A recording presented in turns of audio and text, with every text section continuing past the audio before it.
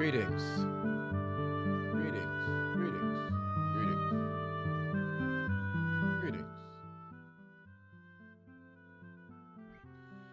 greetings.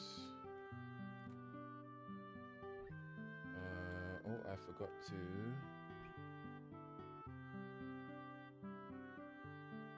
do this.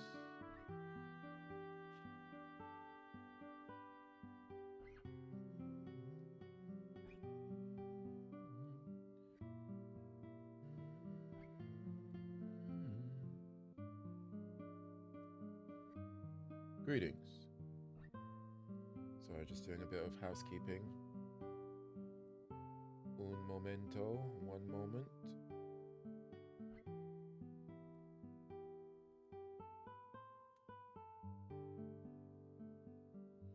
Dum, dum, dum, dum, dum. Oh, what? Oh, what? It is very cold.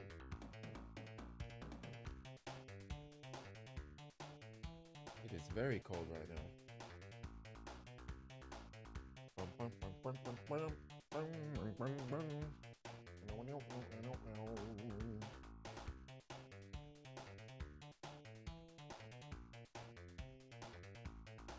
What's this again?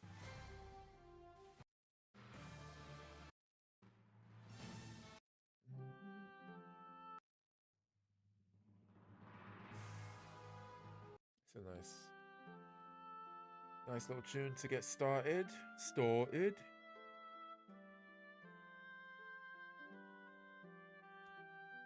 All right, I have arrived.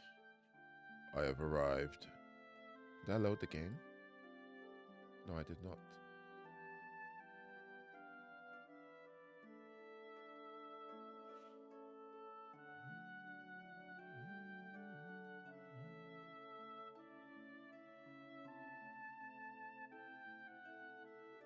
Camera's a bit low today.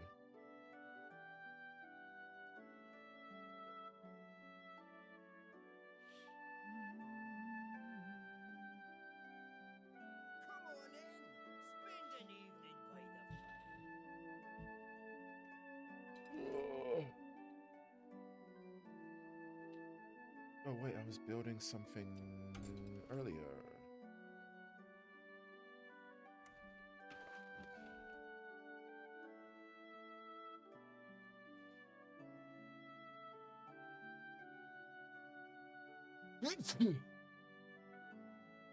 Deck tracker.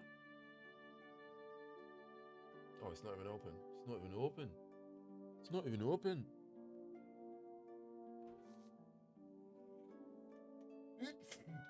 Apologies for the sneezing. My apologies.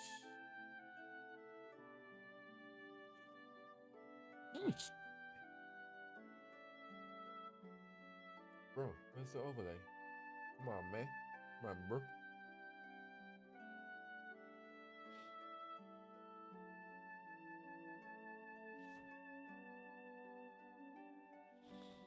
Okay, what were we doing here?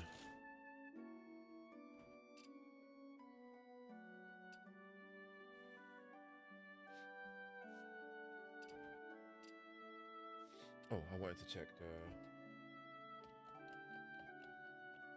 space or starship.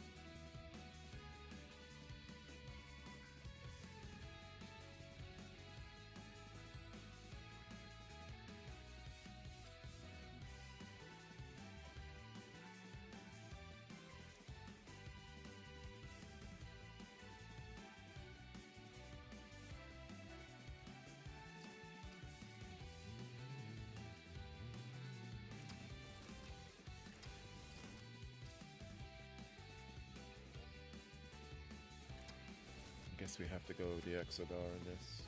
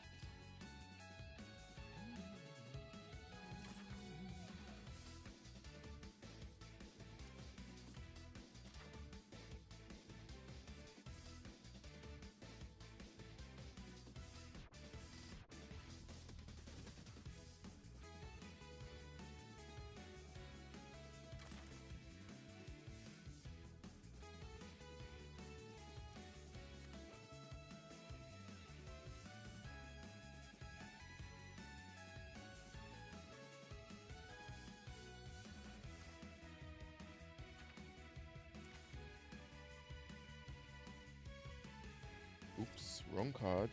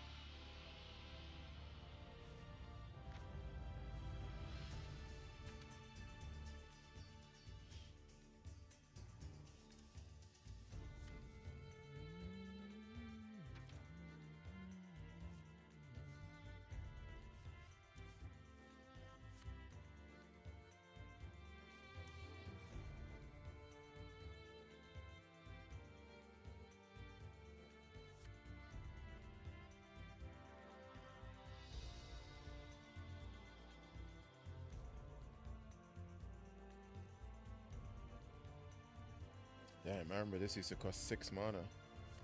Oof.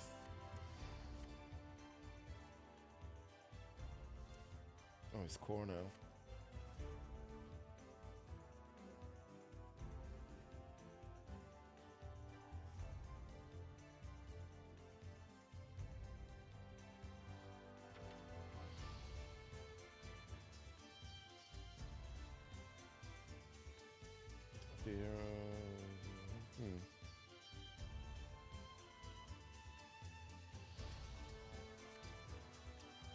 Bit control-y.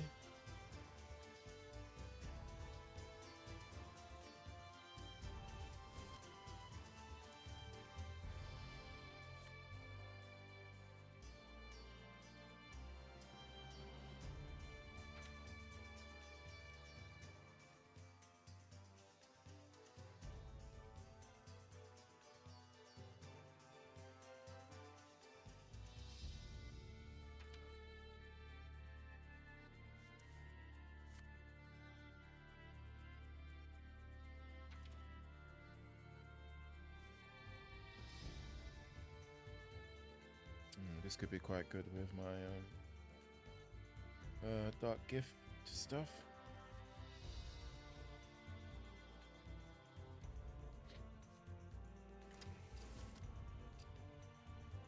But I don't think I want that many beasts actually, or any other beasts.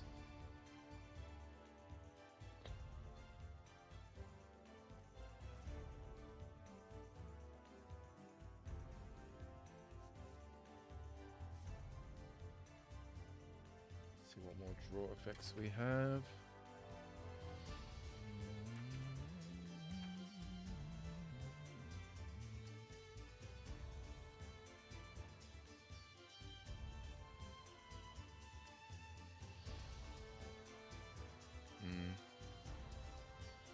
Oh, what's up, Swift? Good evening. Good evening.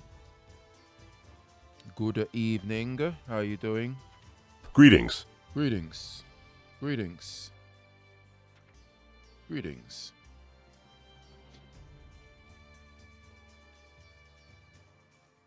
Hmm.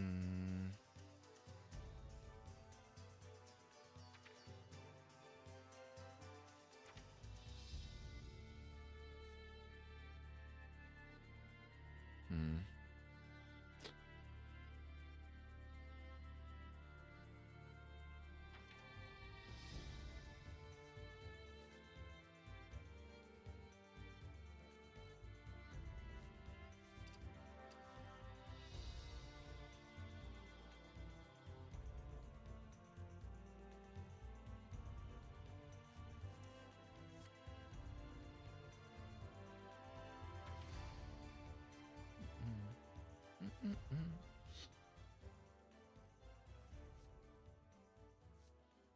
Draw your highest cost minion. Okay. Need more draw though.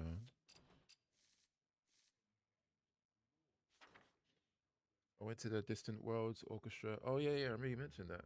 That's the one in Is that in Royal Albert Hall or something? Right. That's good, man. Lucky you. What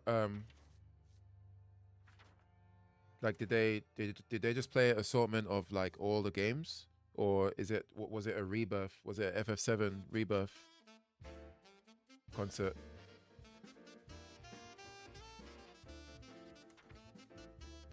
Or orchestra, not concert.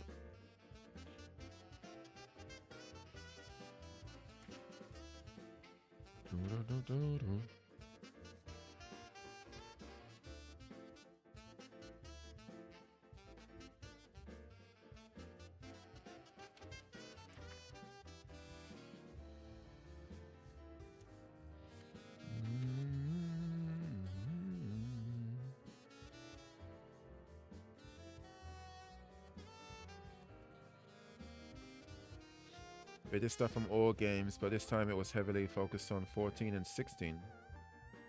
They did 4 songs from each of those. Too bad you haven't played 16 though. You probably can't really resonate to the 16 songs, right? I mean, they're still good, but damn. 14 and 16.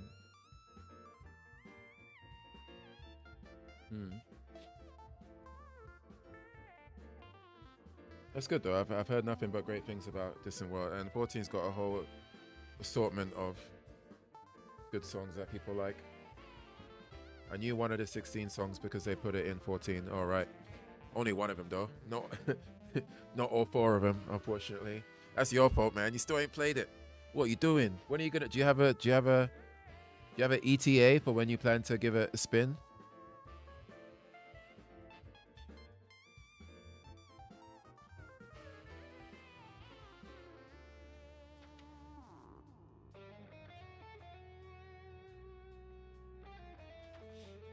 Yo, what's up?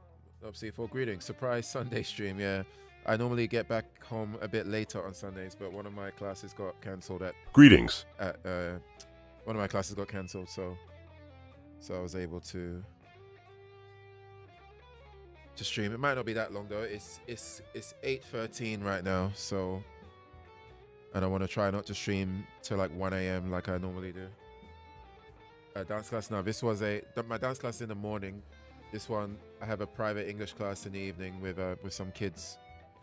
But one of them, I got like 3 different classes back to back in their apartment building. But then the last one, they got a date mixed up, and then so they weren't able to. It was cancelled. I will start 16 soon, maybe this week. That's dope, man. I actually thought about getting it again getting it on PC. But then I just remembered how much I don't really like it that much, so never mind.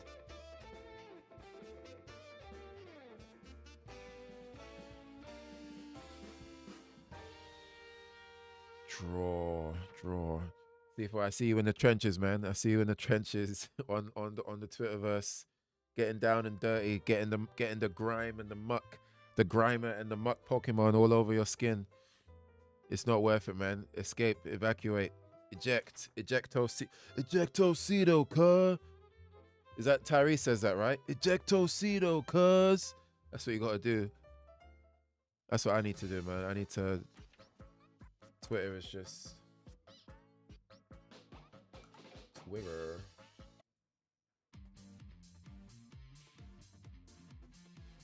It's my jam. I can't do it, man. I don't. I'm starting to realize like the AI stuff is made me. Well, I should have realized this earlier, but it truly does seem to be the case that each major social media platform has its own unique set of problems and symptoms and issues that come by way of a person using it too often. And I'm starting to become privy to what Twitter's symptoms are, and I think it just creates an environment where critical thinking is just not rewarded. It's not rewarded. It's not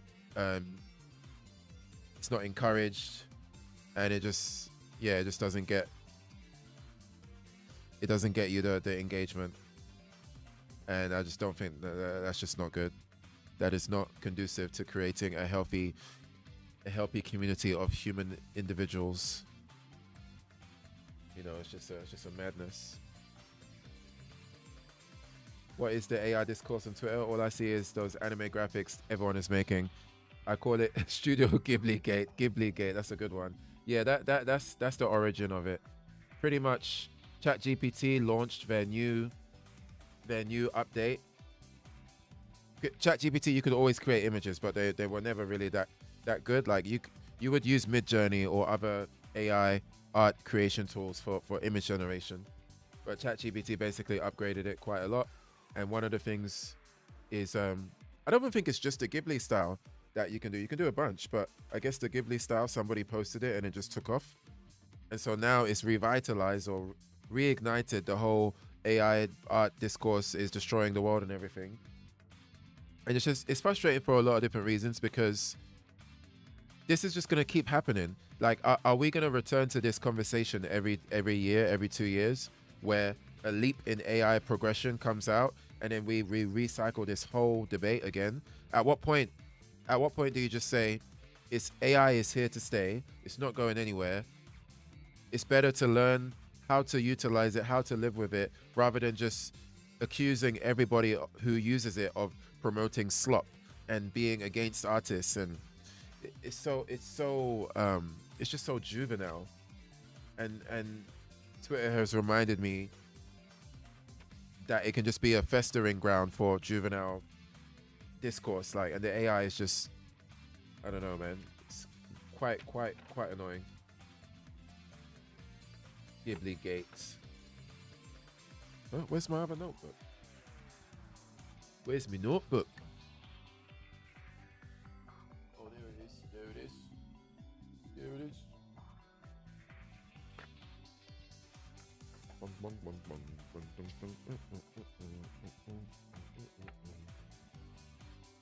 Oh wait, that's not the right notebook. What? Put in notebook.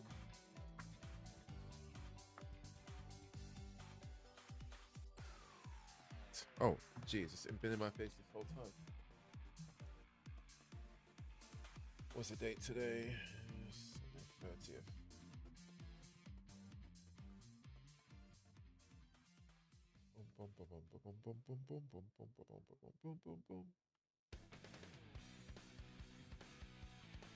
Yeah, it's a actual reincarnating conversation. Actual reincarnation. And the thing is, there are things to be concerned about. There are reasonable things to be concerned about in terms of what the world may look like when, as the AI art generation continues to increase, and how it will affect people. There's reasonable, fair concerns to have, but when the conversation just gets recycled, and so many of the huge engagement tweets is just a person shitting on somebody for using the AI. Like, oh, this famous celebrity streamer, I can't believe they're promoting this slop. Hey, community, get him, boys. That's it. It's just, how dare you? That's literally the discourse. How dare you? How dare you? That's what it is. Is that Greta Thunberg? How dare you? That's what the discourse is. It's like, come on, man. There's more to say.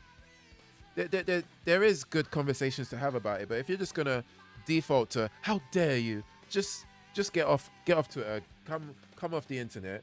You're not helping anyone. You're just making the whole worse. Just the whole worse. You're making the whole worse. A world dumber, right? You're making the whole world a lot dumber or a worse dumber.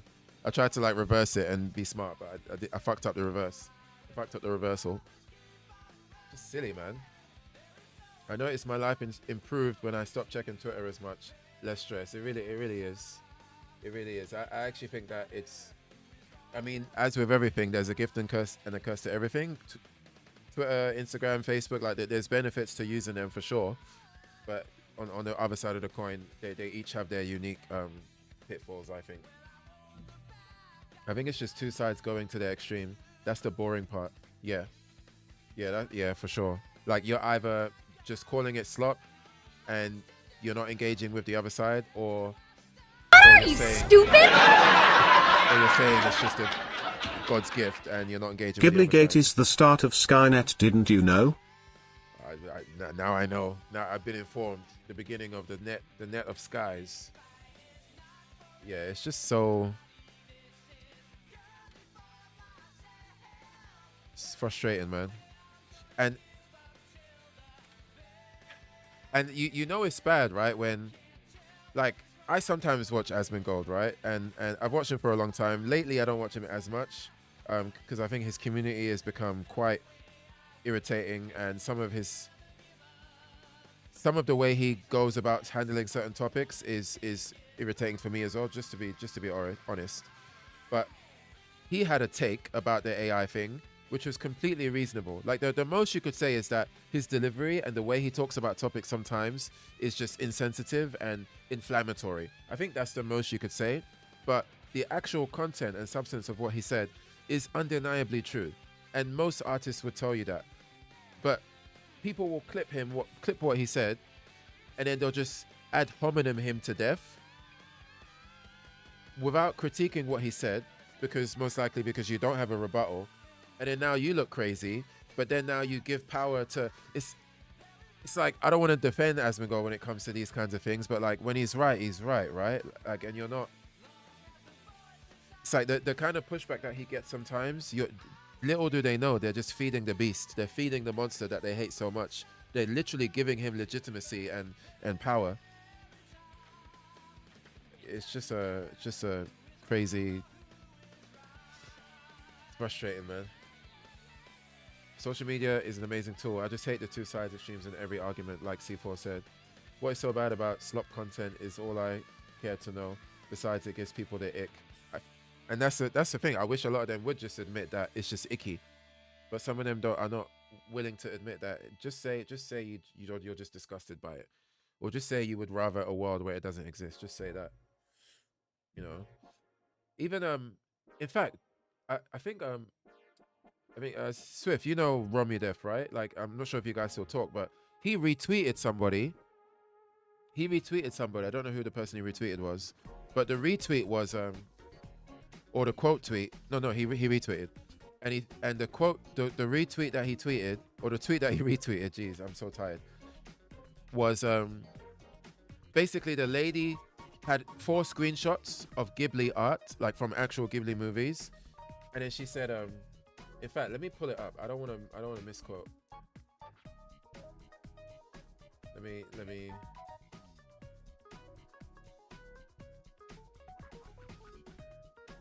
actually pull it up. This kind of infuriated me.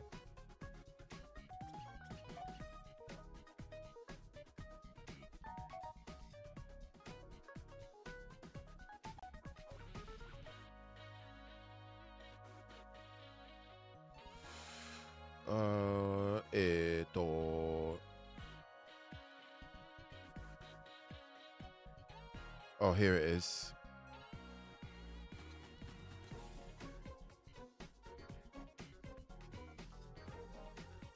Like, slop to me is something not important. Is that a bad understanding? No, I think slop. I think your first analysis is correct. I think by slop they just mean it's sloppy. It's disgusting. It's like it's low brow. It's less. It's not real art. It's I think yeah. I think they just mean it's shit basically. You know. Or wait, are you asking? Are they saying that slop is not important? Like slop means something that is not important? Or are you saying that them calling it slop is like a not important commentary on it?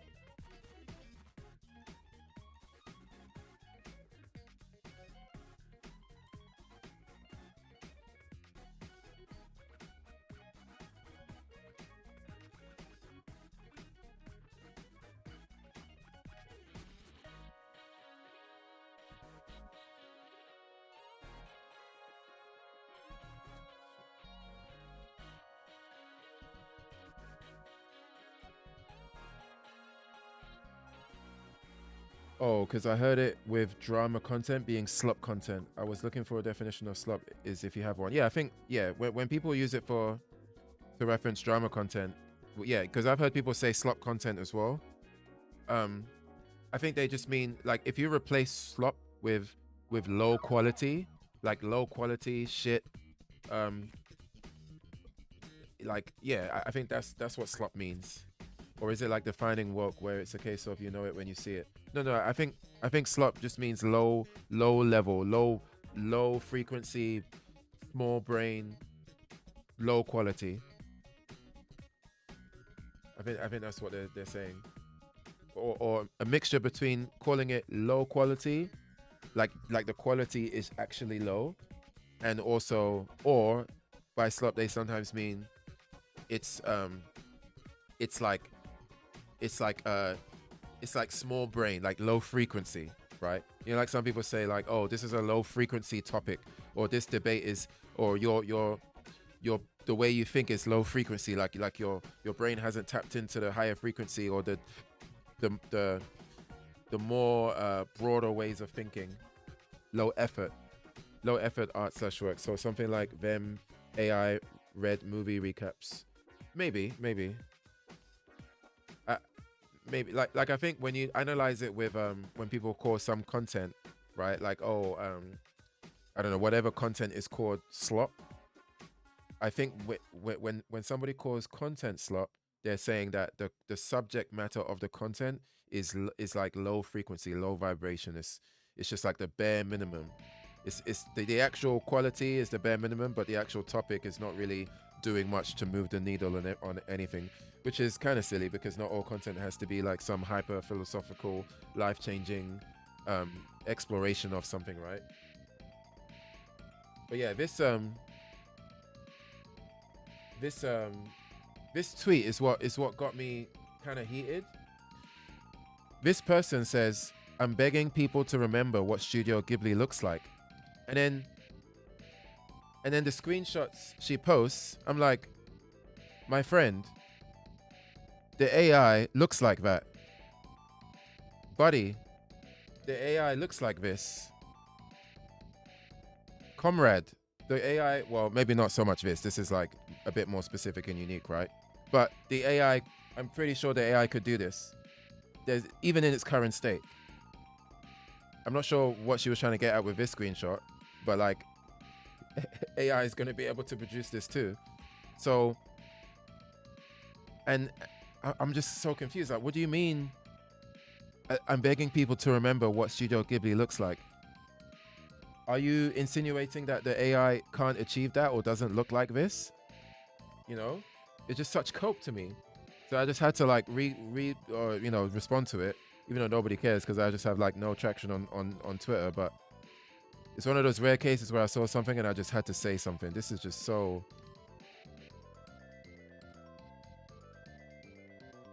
Like, I love how it's phrased too. I'm begging people to remember what Studio Ghibli looks like. I'm begging you, and I'm begging. You know what I mean? Like Madcon, begging you. She's begging. She's actually begging to remember what Ghibli looks like, as if this doesn't look the same or very close to the AI that is currently out. What are you talking about?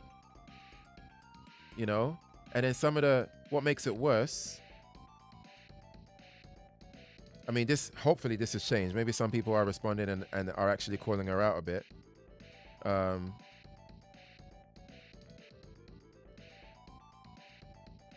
No AI can beat this amazing Studio Ghibli art style. Exactly. This ChatGPT Ghibli crap doesn't look like Ghibli at all. It could be any anime. The cope on this is extraordinary. Extraordinary. The League of Extraordinary Gentlemen and Copes. That's what that is. Oh my god, you included Ponyo twice. It was my first. Okay. I don't want to. Oh my god. Notice how colors are actually varied and not just the same boring sepia olive green tones that the AI. Yes, that is true, but at the end of the day, when people see the AI that's being created, it is hitting on enough of the Ghibli of the style of Ghibli or some Ghibli. It hits on enough of it for it to jump out and scream Ghibli, right? That's really all that matters, or that's what needs to be just acknowledged. Like,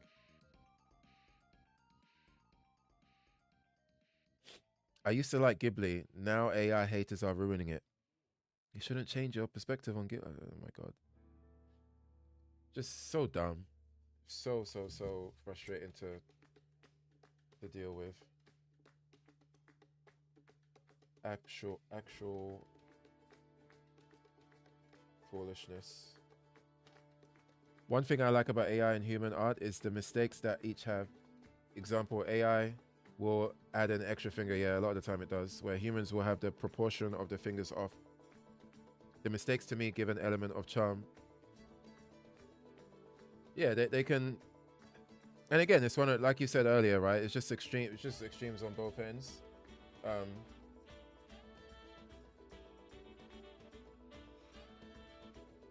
Like, what do I prefer? Like, I do prefer to not, like, if I'm looking at a great piece of art and I love it a lot, and then somebody tells me, oh, you know, that's AI. Like, there is something in me that's like, oh, like, that's a shame, kind of, right? Like it doesn't suddenly reduce the quality of the art. It doesn't suddenly make it not valuable or slop all of a sudden. But there is something where it's like, oh, the thing that I liked or that I'm looking at that I appreciate, there is some kind of value or added value or appreciation if I know that it was made by a person, right? Because then I can check out that other person's work, or sorry, check out the same person's work in like other works that they've done, or I can follow them. There's being able to appreciate the artist behind the art is nice. And so finding out that something is AI, it's like, oh, it removes that, it takes that away. But that's one of the main negative things that I can say. Like, I'm not suddenly going to be like, oh, this art is no longer good. Because 10 seconds ago, prior to knowing that it was AI, I was saying it was good. So how can I suddenly no longer say that it's good or worth existing? Because now that I know it's AI. It's really strange.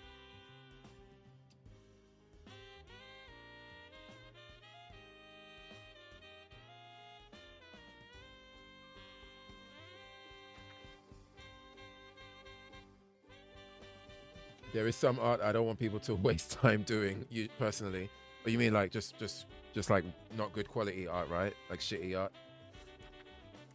or like kinds of art, right? Like I don't know, lolly hentai, child stuff or something like that.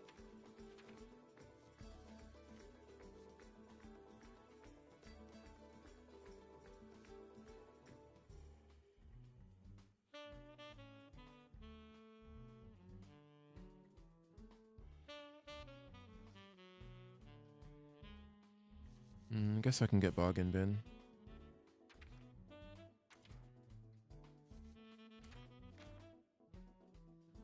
Dun, dun, dun, dun, dun.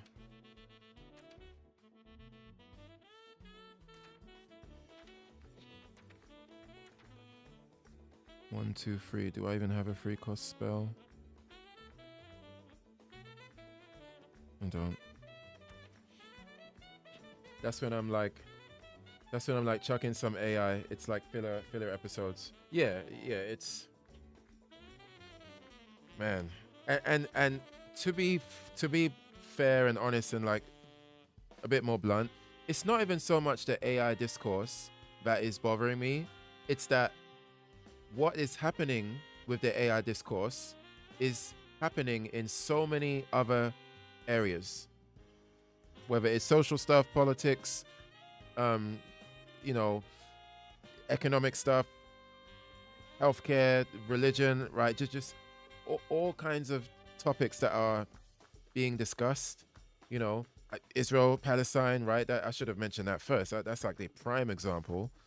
It's just the AI discourse is just another page in the book of conversations that are not being treated and handled with the care that they should be, because they typically are discussions that require a lot more finesse than just AI slop. Haha, artists, you're gonna lose your jobs. Like, can we do a bit more? Can we have a bit more effort? You know what I mean? And explore these in the way that they deserve to be explored. I don't know. It's just frustrating that that's just not happening. No, not like that. I think there are some, since there are some scenes in anime where the background is important for the scene being shown. I'm not sure what you mean. Can you type that again? I think there was a few typos there.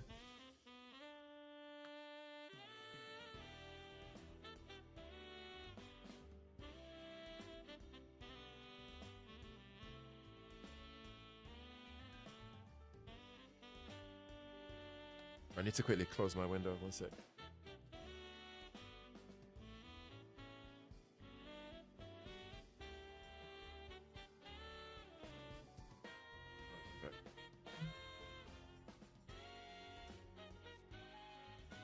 Okay.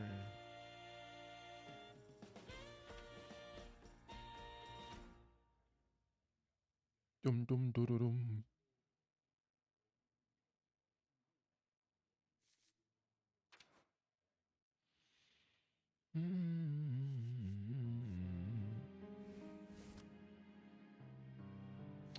Draw a rush minion. Do I have any other rushes?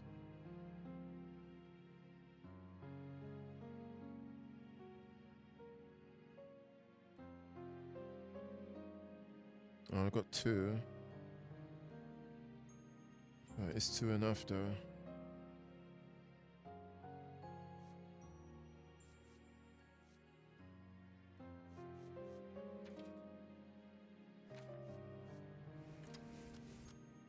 I've got quite a lot of oh, that's not a mech. Oh, that makes sense. It's not a mech. Murloc, Beast, Demon, Beast,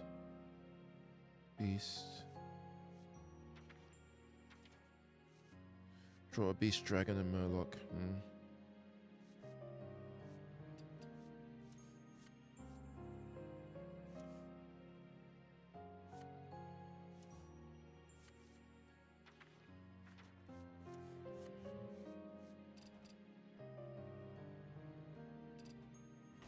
I don't know how this will perform, but we'll give it a shot.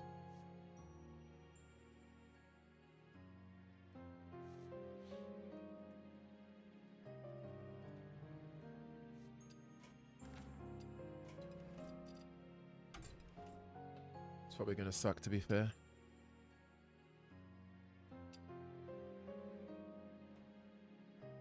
Don't think it has enough early game either.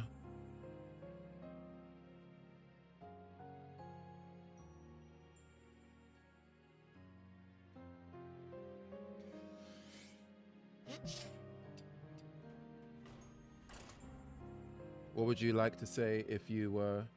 What would you like to say if you was to meditate on an AI conversation? How would you structure and direct the convo debate? You mean What would you like to say if you were to mediate? What would you like to say if you was to mediate on an AI conversation?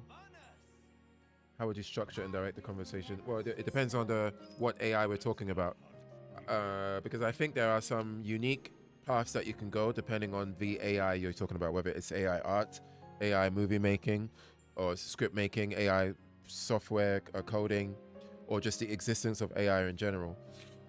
If it's, I don't think I would be interested in mediating a debate on the existence of AI in general, because one, I think that's too broad, and two, I think it's almost a moot thing because it's just not going anywhere, right? But I would be more interested in mediating an AI discussion if it was about art. But then again, maybe not, because if I'm mediating, my job is not to participate, so my knowledge of art is not really going to matter. That's a cool skin. How do I get that? Yeah, my knowledge of AI art is not really gonna matter. I think I would be more interested in participating in an AI debate. I think much more than the other.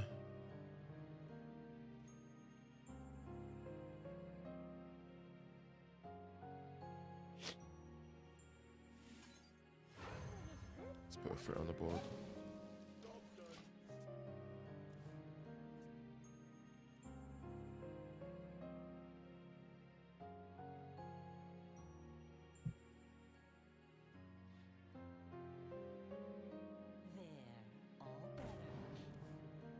Would you be picking a side in that case?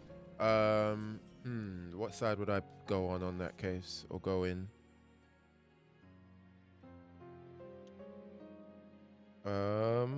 Let me think.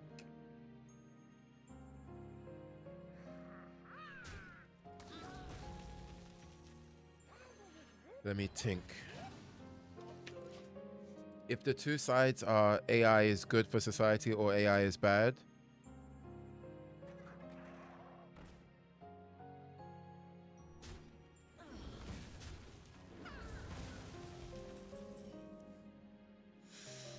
that's really tough.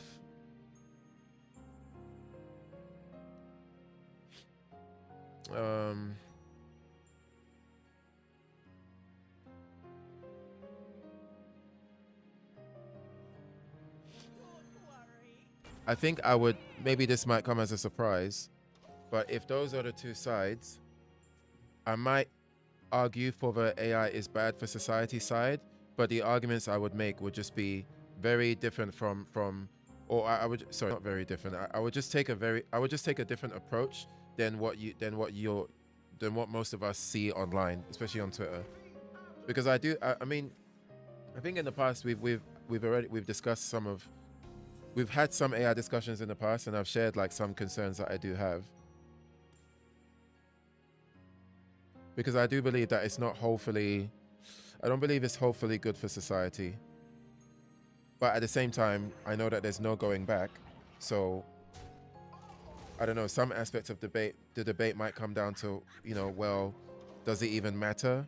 Like, does it even matter that I don't think it's good for society, because society is on the path that it's on, right? It's not, you're not going to reclose Pandora's box. It's just not going to happen. So, but at the same time, I'm definitely not going to be, damn, this guy had the same idea that.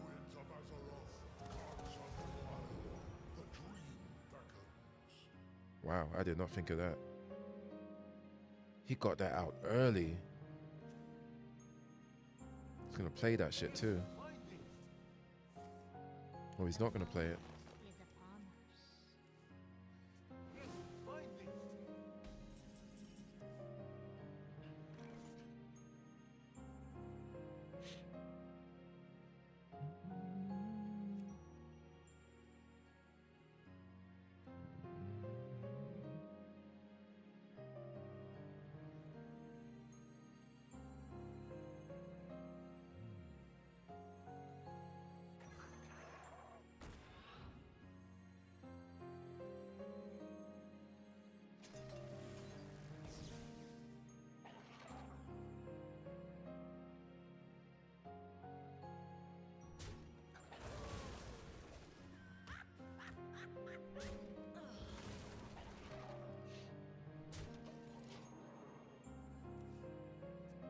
couldn't pick a side purely because to me AI is a tool, and tools, in my opinion, aren't good or bad. So I think I would be a counterbalance to whatever is being said. Yeah, perhaps you would be a better mediator then, in for that kind of discussion. Because yeah, I think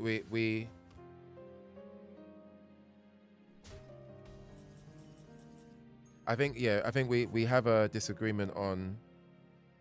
I largely agree that generally speaking, tools on their own are neither good or bad. But I can think of, for me, there are some instances where that's not always the case, or something can be bad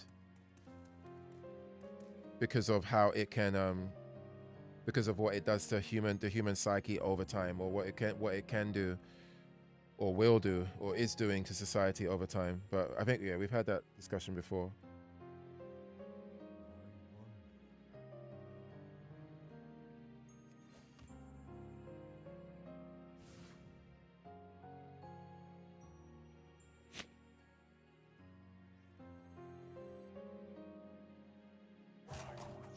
Shit, I should have imbued it.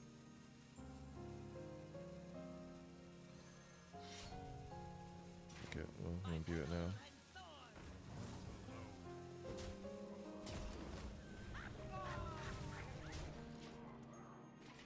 I hear that concern. It makes sense. Yeah, that's. But again, it's not going anywhere. It's not. It's the box has been opened. Damn, this guy had the same idea that I had.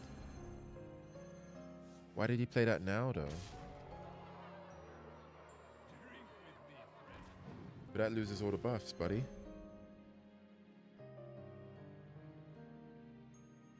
Oh, but he's gonna give it more buffs. He must.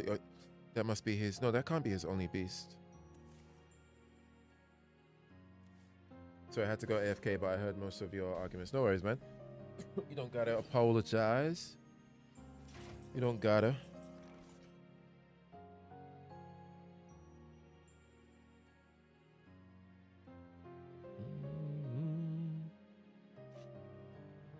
Shit, I might just be dead next turn. Might just be dead next turn.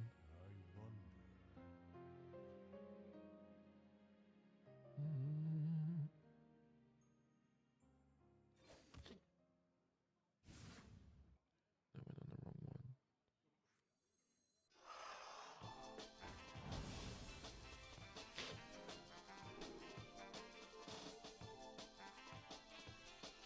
Ooh.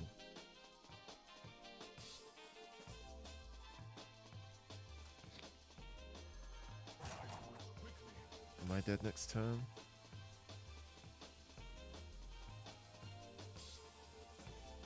Probably. I think I played that wrong. I might not be dead next turn.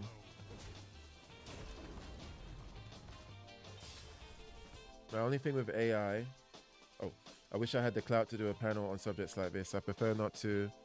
I prefer to not have a side and hear people out. Yeah, that would be if we could just finger snap and then get the clout needed, or yeah, the audience. Why is he playing that now? Oh, he's probably got lethal in hand. My only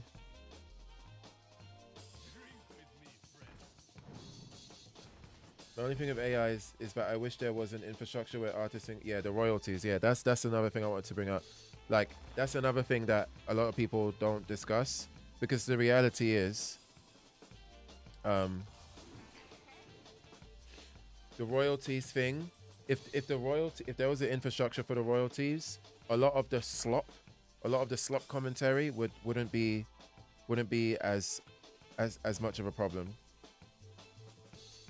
Because a lot of the harm that can be done through its use would be alleviated if there was a way that, oh yeah, this AI was generated and that AI was commercially used, but it pulled from your art, and it was clear and it was proven via the functionality of the system, and you can get royalties or get a paycheck from that. then we're looking at a world where a lot of the fears that I have start to dissipate now. And that, honestly, I think that the AI stuff is such, it's going to be such a potent issue.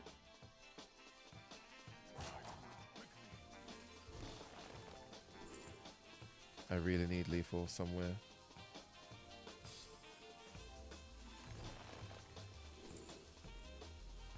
Shit. Was there a way I could have won that?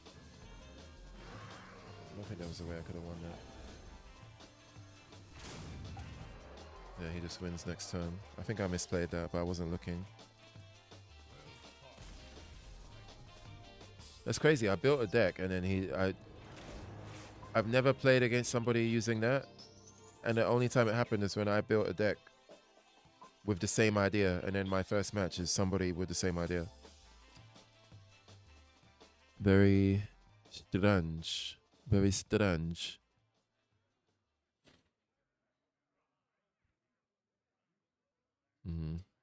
Don't even know if I like the idea.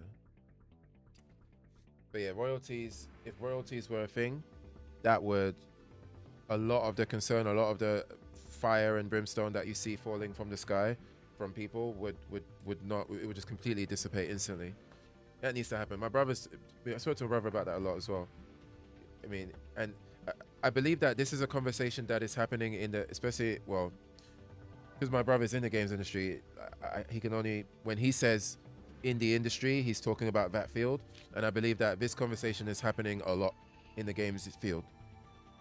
So I have hope that, like, at some point, some governmental entity will need to step in, or will step in and say, the AI stuff that you guys want to make, ChatGPT, the developers, who are all the developers out there, we're fine with you doing it, but if you want to continue to do it, you have to have some infrastructure, some kind of system, some kind of like tracer thing where it's like, oh, this person generated this art using the AI, they used it commercially, the AI has this outcome, the prompt clearly had an influence, like the prompt said, I want to create a poster for a 2v2 fighting game, and I want it to feel like a mixture between Street Fighter and Darkstalkers, right?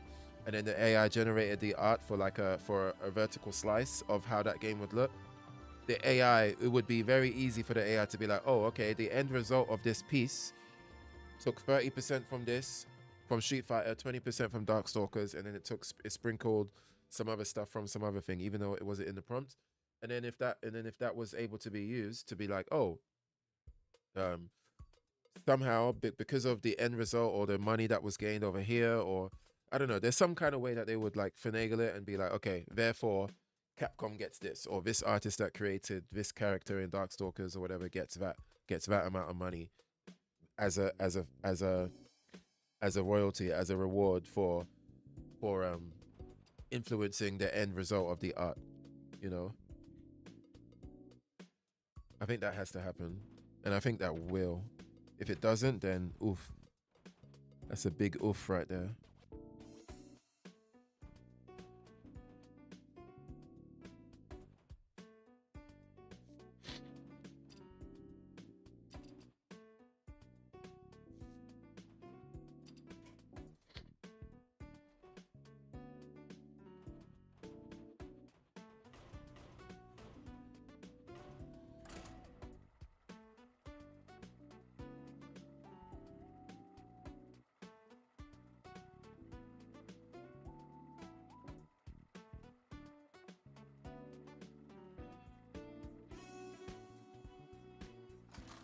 MC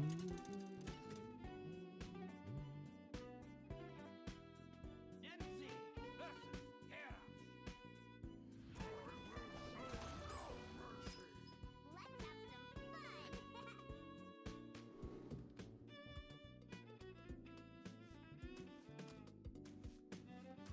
It's a horrible starting hand.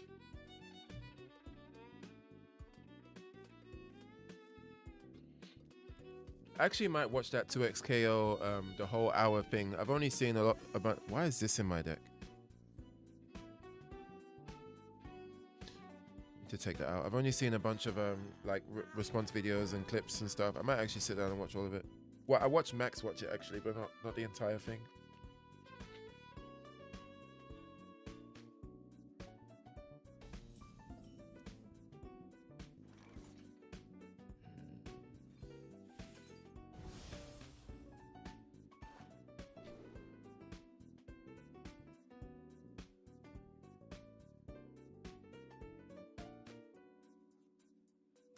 We need to charge.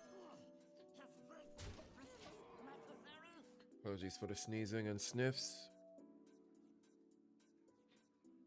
Boom, boom, boom, boom, boom, boom. Oh, I'm fighting against a warrior. It's a dragon warrior, I bet. Shield block. Shield block.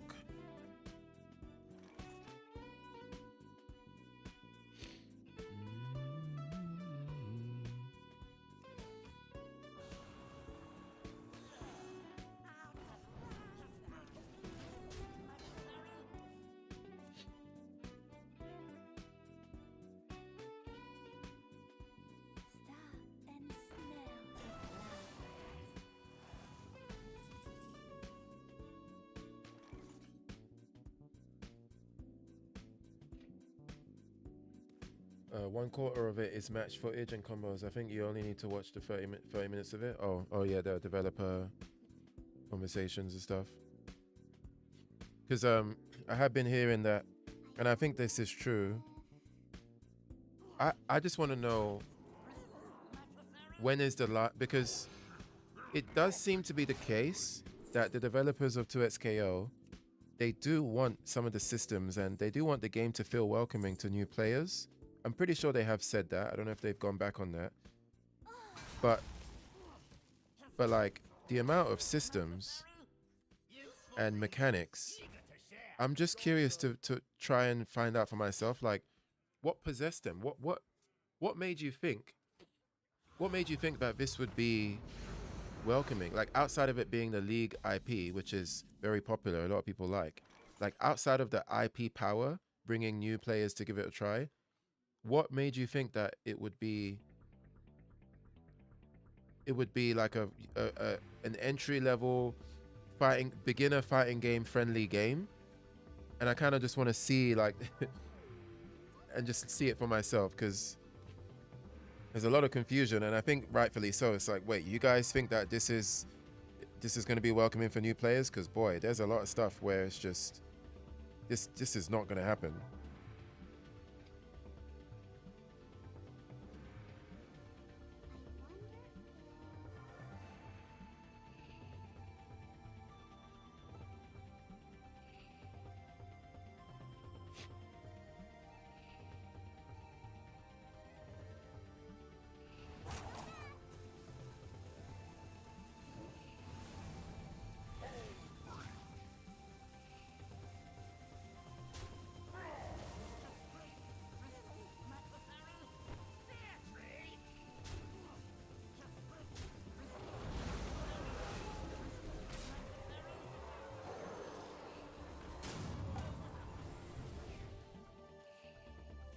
Four-player system. One of the modes covers that, but I don't want to spoil. Wait, covers which part? The welcoming. Is it the Juggernaut thing? Because I do know about some of it. What is this, bro?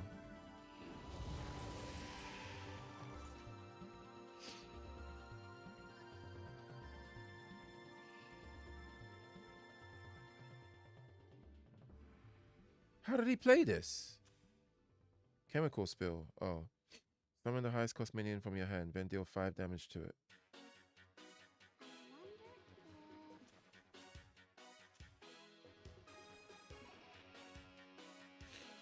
One of the modes covers that, but I don't spoil the welcoming part. Oh. Wait, can you say it? Because I don't know for sure if I'm gonna watch it. I'm just curious if I've... Bro, I actually can't remove this.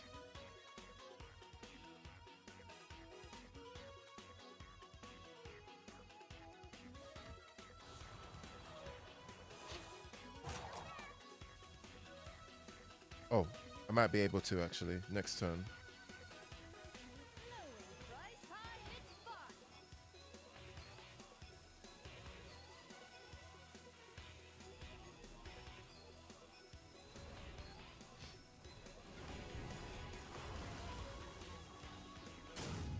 And I actually need to science this out. I want to see this. I doubt this will. Is this gonna reduce the cost twice?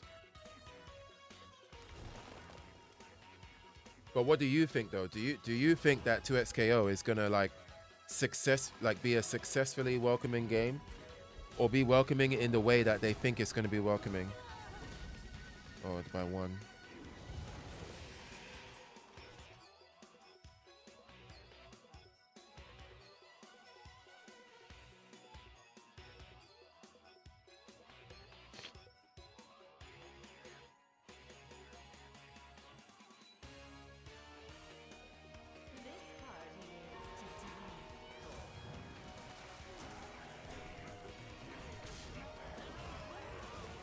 This is embarrassing.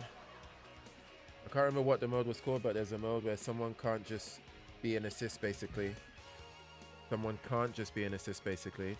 I think it's welcoming, but I don't think it will work. Yeah, that's the sentiment that I'm getting as well. Like, far and wide. And not only by virtue of the mechanics in the game, but it's fighting games, and we've seen this happen time and time again. So the main reason why I wanted to watch it was just to see, because it could have been a thing where perhaps they are.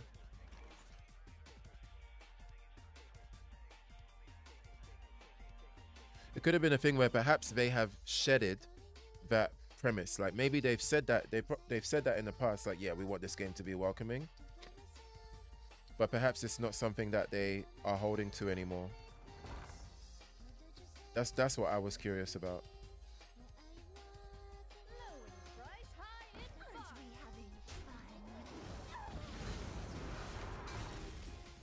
It's enemies.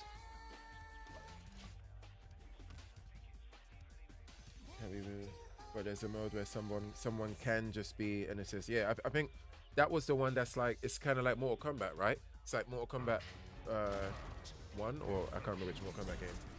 Wait, or even like Marvel. No.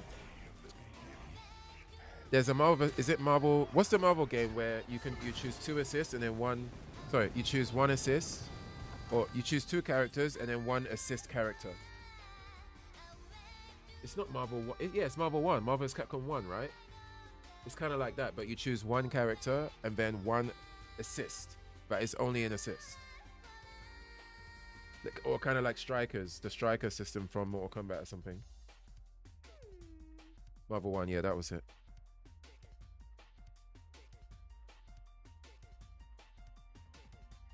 Okay, this came in clutch.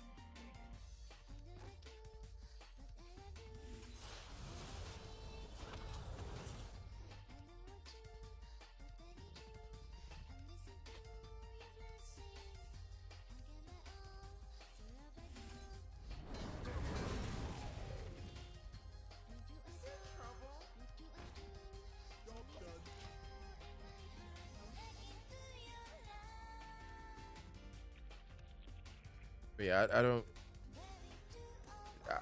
I just want to know what they're if they've made any recent statements about the viability of the game being actually welcoming to new players. Unbelievable.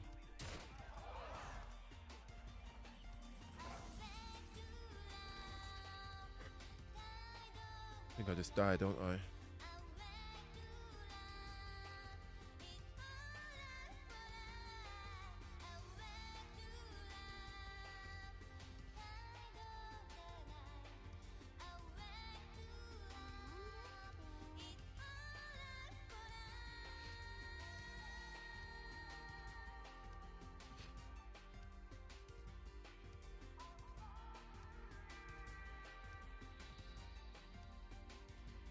I don't have any taunts. Oh shit, I can't target that. Bro, this card.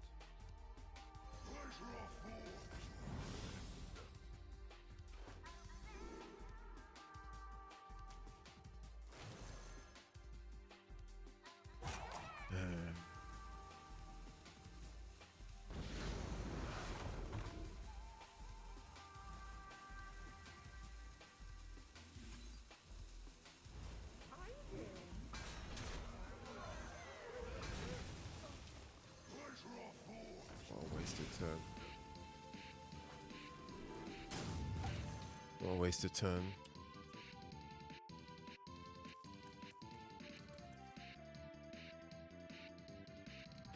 Fighting games are not a welcoming genre, exactly. You can't be a fighting game player without an ego. Yeah, and I've seen some people tweet that, or yeah, tweet that like they wish that developers would just remind themselves of that. Like, fighting games is not the most welcoming genre, and that's okay. Just make a game that caters to the people that are already in that world. And I'm not even, and to be, like, I agree with that statement, but I also think that I think it's fine to make a fighting game with the intent or with the plan that like you want it to be welcoming. You want it to have the best chance of bringing in new players as possible. I think that's fine, but I just think it's strange that 2XKO seem to have claimed that they want to do that while also making one of the most mechanically dense fighting games in recent years. Just those two goals are not going to be accomplished at the same time.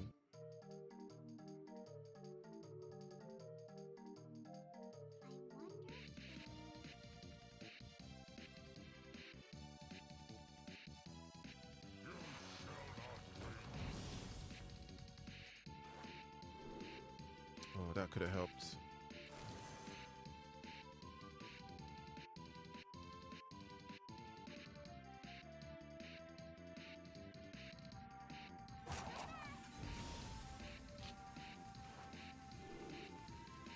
No, we're just dead. I don't know what happened there. We have tons of them. Why make more gatekeeping fighting games? Wait, tons of. When you say tons of them, tons of what? You mean tons of what? New player-friendly fighting games, or tons of like hardcore fighting games?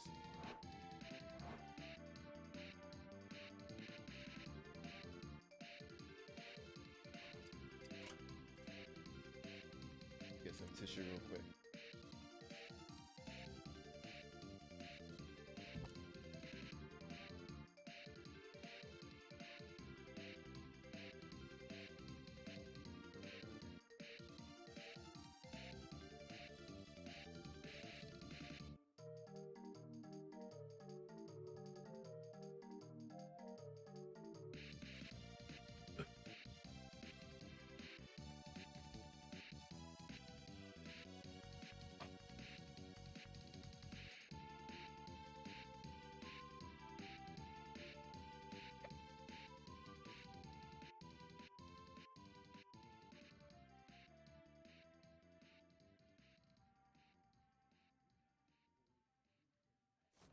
Oh, wait.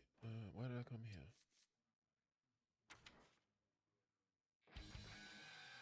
That we have hardcore games.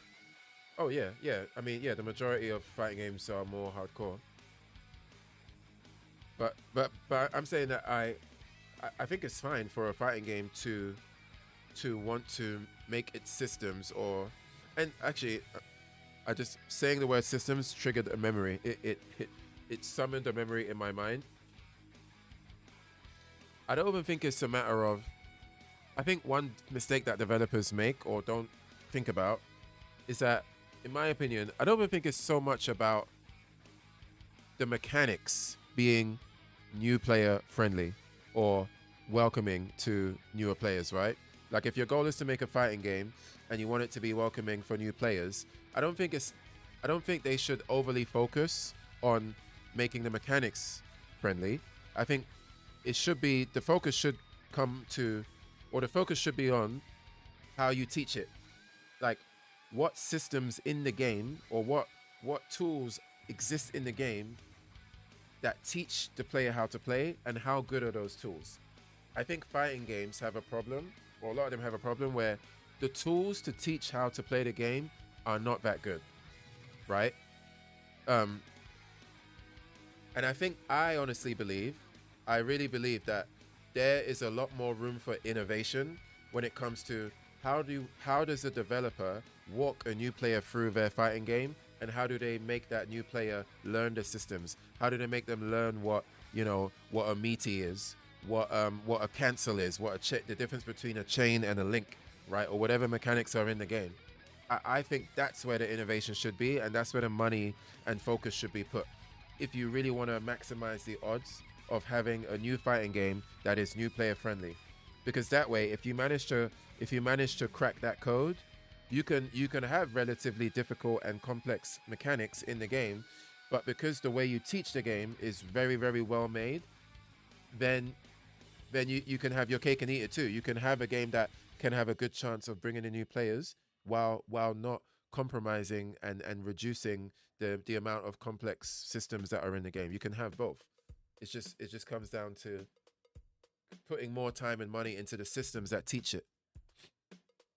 It's not that different from like a good teacher will be able to teach complex concepts, right? No matter what the topic is, whether it's philosophy, language learning, mathematics, right? Like the mechanics being complicated is one part of the issue, but a greater part of the issue, or how much of the mechanics become an issue, right? A greater part of the structure or the equation is how good is the teacher, right? Like how great is the teacher at doing the teacher's job. I think that's what fighting games are. Well, not even just fighting games. I think a lot of games.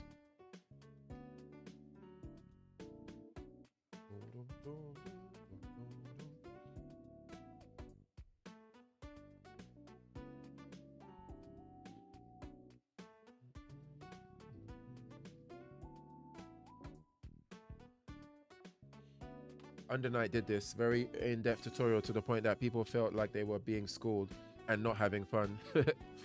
well, well, if ultimately if Under Night's tutorial did a great job to make people learn the game, then that's a success in my mind. Like maybe it not being fun could be tweaked, and it could be more fun or something. Maybe that's like a development that could be made, but if the intent of a mode or a system is to, hey, go click this button, go into this mode, and you will learn how to play the game, the success story of that mode is people exit that mode feeling like they've got a decent grasp on the mechanics. So it not being fun is I think that's shouldn't really be too much of a concern.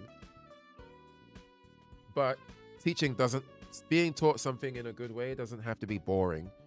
Like there is a way to make it fun, but there has to be a balance. Like sometimes there is some aspect of learning where it isn't fun. And part of the reason why sometimes learning isn't fun is because there's friction. There's going to be some friction where you don't understand something, and there's a moment where the lack of understanding of that thing is uncomfortable, and overcoming that discomfort is part of the learning process. And it's very difficult to make the notion of not knowing a thing or struggling to do a thing fun. Making that fun is not impossible, but it's almost like inherently unfun because it involves not knowing something or trying something and failing, or struggling to, thinking you've understood something but then realizing, oh, actually you didn't understand it, or you were mistaken. For teaching to be fun and informative in a PvP game, you need a human coach, in my opinion. Well, a human coach would be the optimal. Like a good human coach would be the optimal, but I think there is a way that it can be done. I mean, it kind of goes back to AI, right? Like technically, a really robust, well-made tutorial mode in a fighting game, well designed, could be akin to an AI doing it. The same way that there is a lot of language that, I mean, having an actual human tutor, of course, optimal. That's the max. That's the min max, right? But a really good AI is gonna really, really like push in that direction in a very heavy way. And so in the game, right, the game in its perfect form, if really well made, the game can do a good job at that as well. I just think in most cases, like I haven't played Under Night or seen that mode, but I trust when you say that it's one of the best modes, right? Because I think that in most cases the way that they teach you is not good. Like fucking look at Bleach, refund of souls. You all kinds of horrible mistakes in the tutorial, you know, throwing out a bunch of terms at you that you're just not going to understand. You know, not using the interface to highlight exactly what it's talking about at each and every moment. Um, the notation, the button notations on the screen being microscopic ant size for God knows why. You know. So, yeah. Just actual ridiculous. Refund of souls toxic. That's funny. But yeah, that when I said the word or whatever the word that reminded me, like I think that's what needs to be really innovated. Some games do a decent job. I think Street Fighter 6's one is okay. And that's the one I can recently think of, but I think for as long as time fighting games haven't been very good at this. So there's room for improvement there.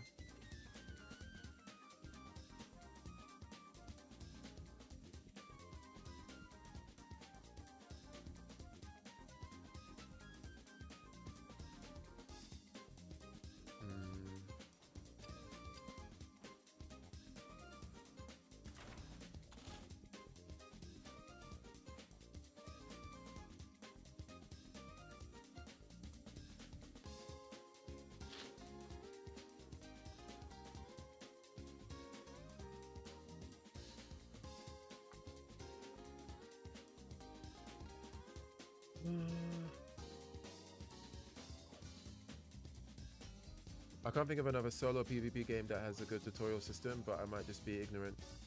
Solo PvP.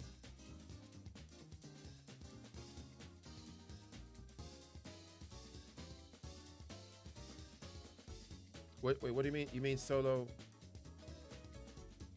I think you need a human brain to explain where you went wrong. I don't think you don't need that. It's just the human is just going to be better because the human is live in the flesh and can respond to the what's going on, right? The human is going to be the best, but I don't think it's needed to be explained to where it just all comes down to the setup, right? Like a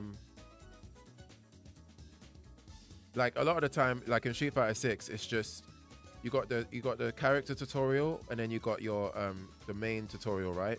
The main tutorial in most games, they run you through the mechanics. They make you do it once or twice. The NPC in the character goes in the game goes, great. Wow, you're on your way to be a pro.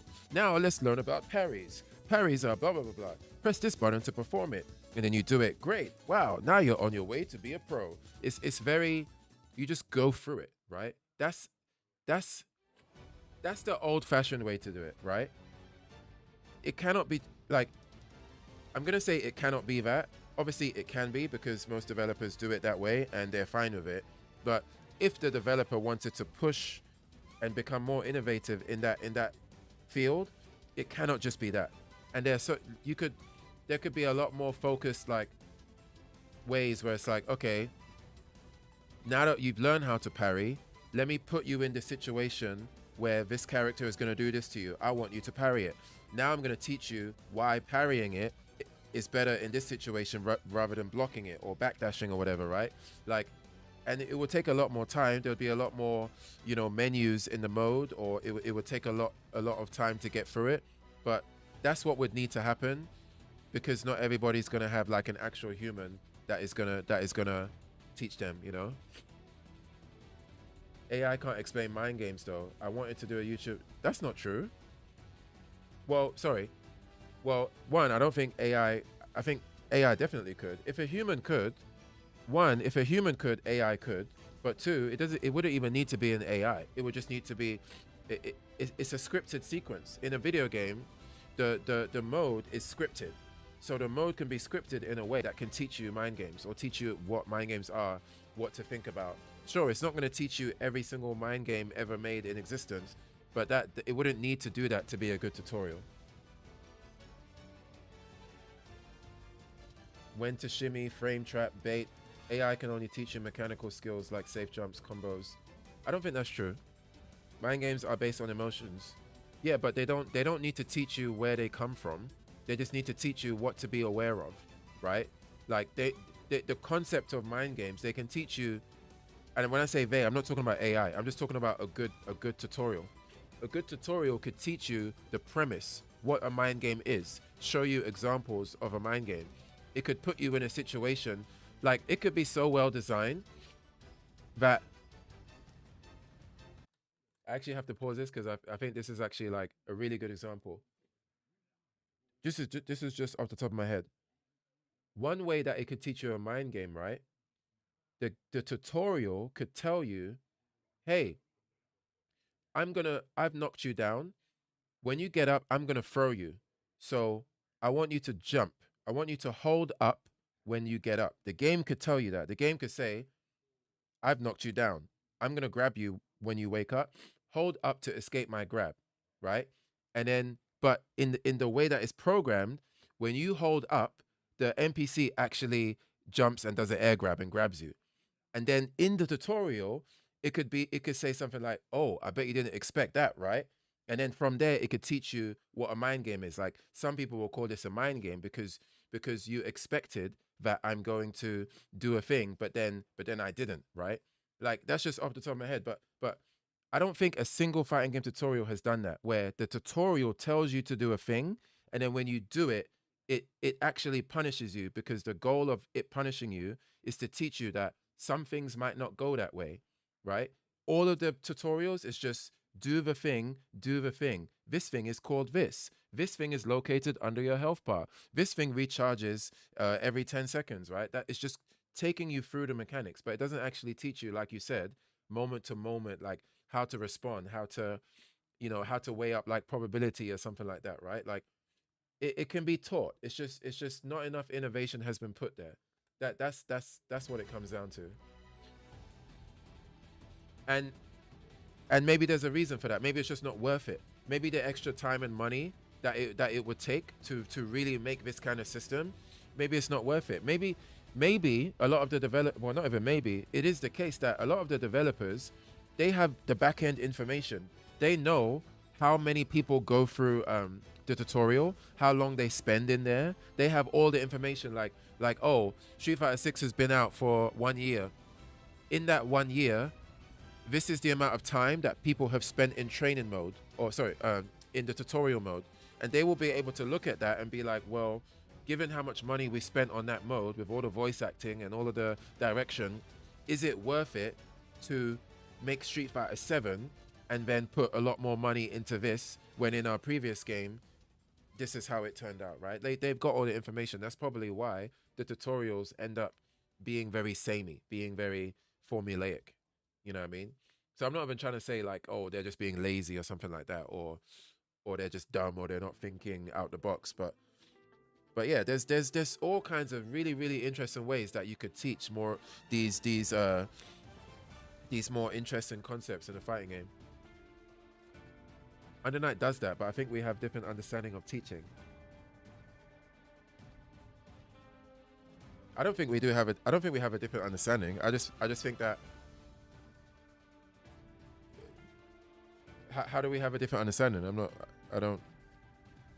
Like, is what I said not teaching? Like the example that I gave.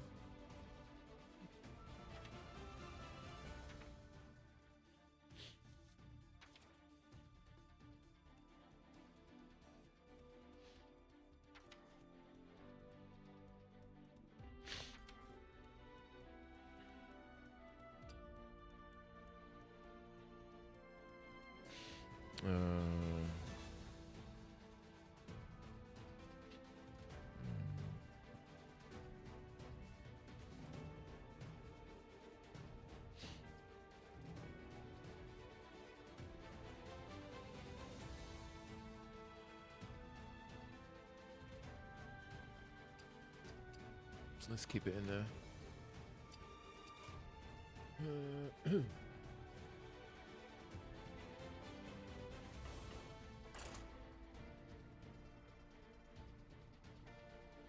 Bum, bum, bum, bum, bum, bum, bum.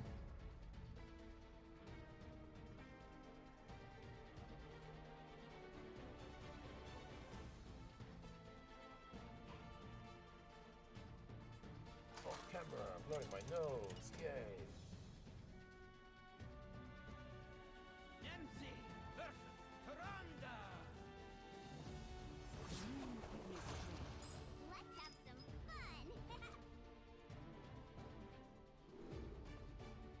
priest.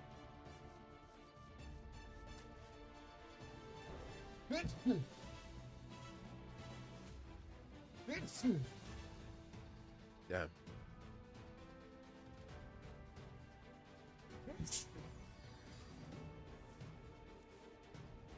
Like there's dust on this tissue or something.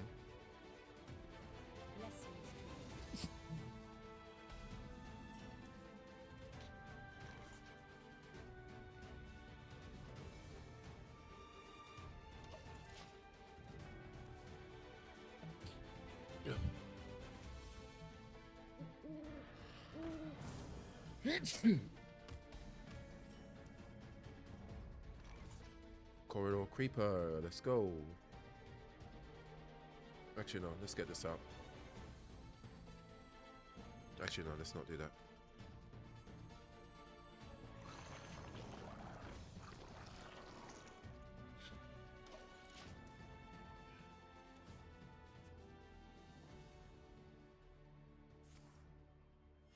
Discover. Oh, that's imbued willpower. Buffs? Great. Great.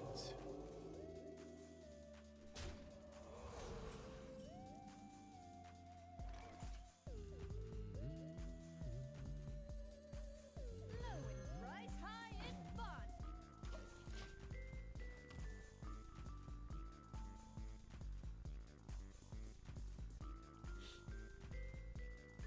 Follow the flutter wings.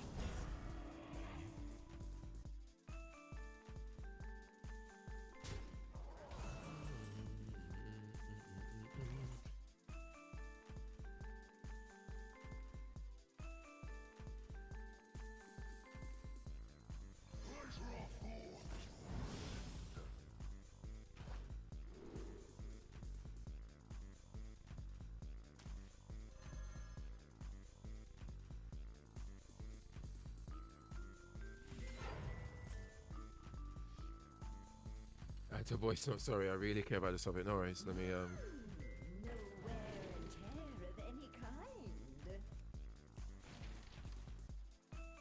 Shit. What do I want from this?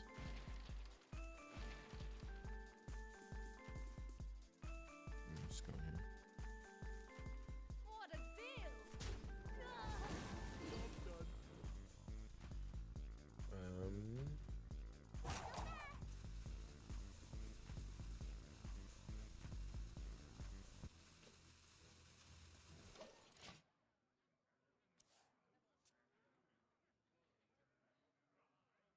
Follow the flutter wings.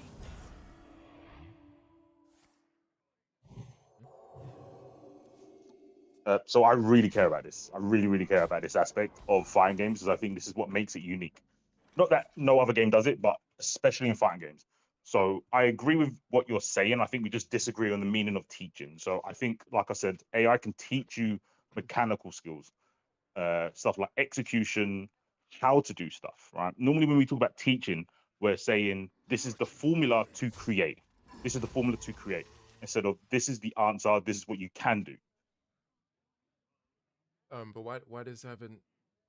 Oh, hello. Hey, what's up, JDX? How's it going? How's it going? But why does wait? Let me listen to that again. Like what I'm about to say is why does teaching have to why does it have to be limited to that? Right? Like well, I say why, but spoiler, it doesn't have to be Mechanical limited to that, skills, right? stuff like execution, how to do stuff, right? Normally, when we talk about teaching, we're saying this is the formula to create. This is the formula to create instead of this is the answer. This is what you can do. I don't know if you see a distinction there, but I do. To teach is to basically it's the fisherman parable. I don't know what you call it. The saying that you can teach a man how to fish instead of give the man fish to feed his family, something like that. Yeah, You know it. I do know that, but I don't think that's not the same thing as what's going on, right?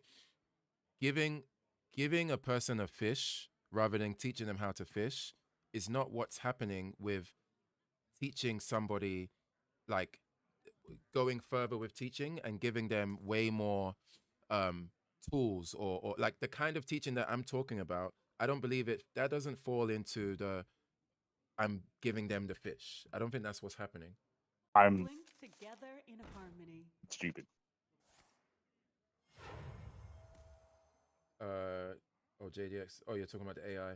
Give me a moment, JDX. I'm gonna respond to what you just said. I just want to quickly finish this voice note from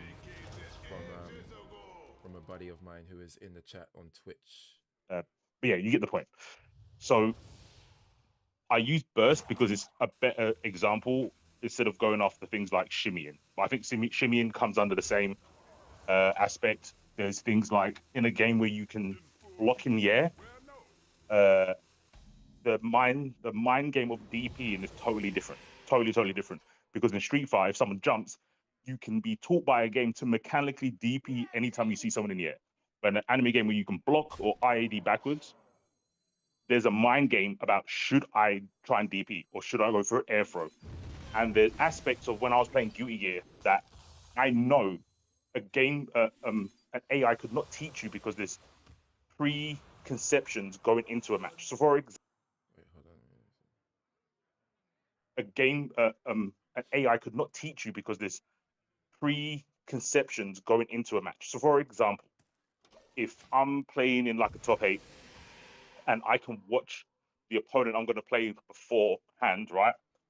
I have information that the AI cannot have when it's teaching a new player. So if I'm watching a guy, Okay, wait. Let me just say this now because I think I'm not. I don't even need to. I think the AI discussion is different. I'm not even saying that the AI. The argument I would make is that the game developers can program better tutorials. That's all I'm saying. I don't even think it needs to be an AI. I don't even think we need to introduce an AI to complicate it or to make it to figure out if the AI could do it or not. Maybe that's a different discussion that's worth having. But I'm just saying that developers, as they currently stand, they can make the tutorials better. That's the argument I'm saying. You know. play and And I see you, JDS. Just give me a. There's 1 minute 30 seconds left on this. I'm like, Voice oh, note. in this situation, he always bursts. And he's bursting there because it's very uncharacteristic for a player to burst there. So it's very hard to bait. That's an example. There's also things about, yeah, an AI can say, oh, when they're low health, maybe they're going to go for a burst. But say they're not low health, but they're in grand finals playing for £1 million. A game can't give you that info. You don't need to listen to the rest of them. Oh, okay. Yeah. Yeah, because it sounds like you're mostly talking about the AI. Fuck. Let me finish this turn. This party is This needs to die.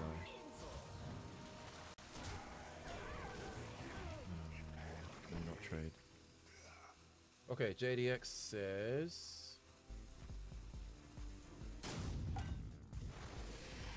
I thought the general consensus is on AI art is that it's absolutely lazy and derogatory to creative processes and a slap in the face to people who enjoy the struggle to make something unique. AI isn't at the point yet where we can't tell it's obviously AI. Now, if you're using it for just fun and you need to be stating that it's AI. Now, if you're using it just for fun and you need to be stating that it's AI, then that's acceptable.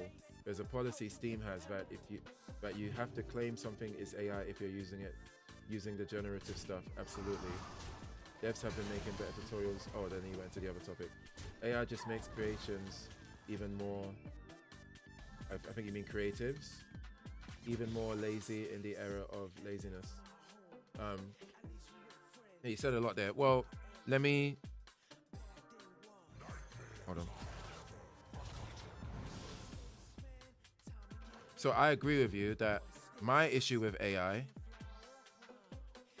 Well, I have many issues. Well, not many, but a few. One of them is the royalties conversation and how a lot of the prompts or the results of AI is borrowing from like established IPs or other artists, and then they're not getting compensated for it. And I think that there is a way to protect them from that by having these AI developers create an infrastructure or a system that allows them to trace exactly how much was borrowed from this and that, and then therefore the original artist can be compensated to some degree, right? That,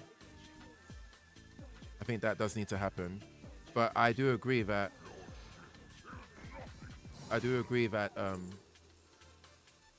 that there is a risk. Well, not even a risk, but there is a world where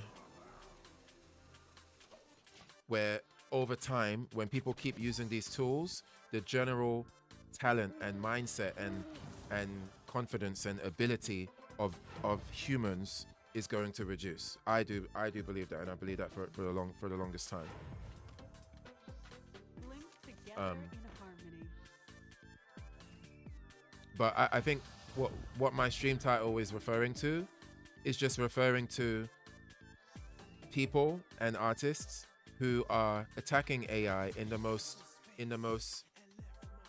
like not very nutritional arguments, right? Like they're not really, there's just so much more that can be said. Instead, what a lot of people are saying is, you know, in response to some Twitter celebrity or some streamer posting a picture of them with their Ghibli AI, and they'll say things like, "Oh, why are you supporting this slot? You're horrible. Why don't you hire a real? Why don't you just pay $40 for a real commission?" And they're just making such horrible, shitty arguments. That's and it's just the internet is just plagued with that on both sides as well. The extreme other end is making shit arguments as well.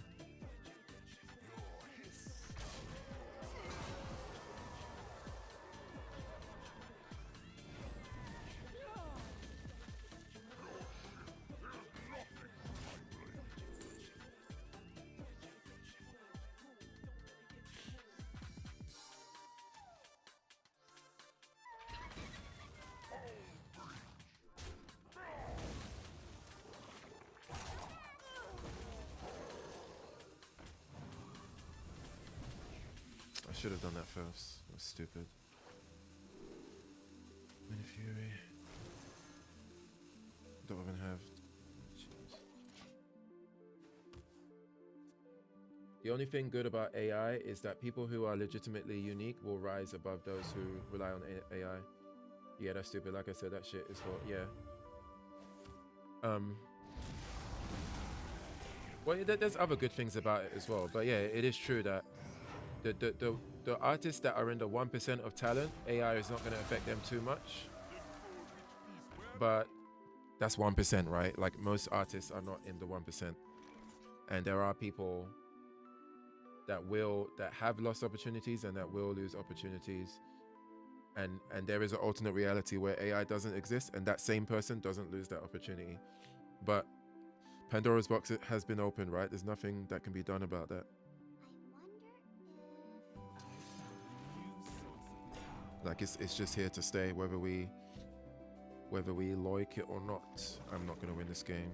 I'm way too low on health. You can't replicate talent. I mean, you I don't know. I think unfortunately, whether you can or cannot replicate talent, that's going to be irrelevant, right?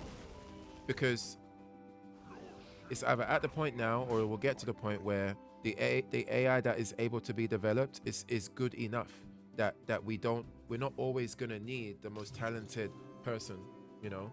And so while it may be true that you can't why did he concede? You had the life lead, buddy. While it may be true that you can't replicate like the 1% talent of artists that are out there, unfortunately that might not matter. Well, not even might. It won't matter in most cases. In most cases it doesn't matter because there's such a large myriad and range of reasons why people use AI, right? Where and those are the scenarios where it's going to be used. And in any other scenario where they may have hired somebody, like if I wanted to do a vertical slice about, like if I wanted to produce a prototype for a video game, and let's say I had an interview with a publisher because they heard about my idea and they really think that it sounds cool, but they want to hear more about it. And now I want to make a vertical slice so I can present it to them, but I'm not an artist. pretending that I'm not an artist, the way that I would just so easily, quickly be able to make the most visually amazing vertical slice with all the information about the game, right? Like that now puts me at an advantage thanks to AI. But in a world where the AI doesn't exist, I would now need to go on DeviantArt, on Reddit, on Instagram to find artists to collaborate, you know, to help me actually make the vertical slice, which could take God knows how long, right? It might not be a week or 2 weeks before I even get gather the amount of people or gather the people necessary to make the vertical slice. But now I could just make it in seconds. So I think in most cases, this AI not being able to be the best of the best is not, it's not important. Don't say that, man. You're scaring me. It's true though. It's true. The thing is, when we say AI, we're referring to the generative stuff. AI has been around for years, but people knew how to use it sparingly for specific cases. Yeah, true. There's parts of Photoshop that, I mean, yeah, even filters, right? To some degree, an Instagram filter is AI, like, or the filters that some cameras have is AI, right? But I think I think the colloquial definition of what we're referring to with AI now is tangibly different to like the software that was in a Sony camera or like an Instagram filter, right? Even though there is some element of AI being used there, it's tangibly different to what we're talking about now, right? Especially when we're talking about text prompts that can be written out and then generate like images or animations, you know, computer 3D graphics, you know, a magazine layout, right? I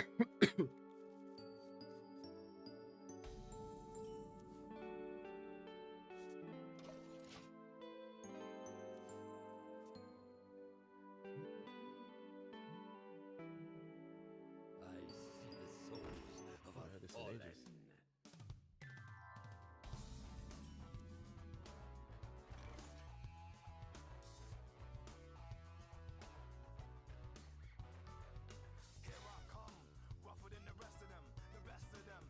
Who's this?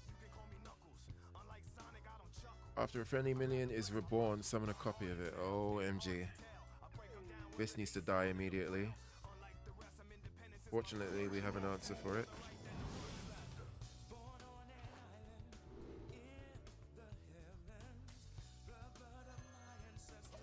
The Ghibli AI is funny though, but my biggest issue with the AI stuff now is giving the ownership to corporations. Wait, what do you mean by that? You mean your biggest issue is that the AI is owned by big corporations? Who owns ChatGPT? I don't even know. Let me Google that.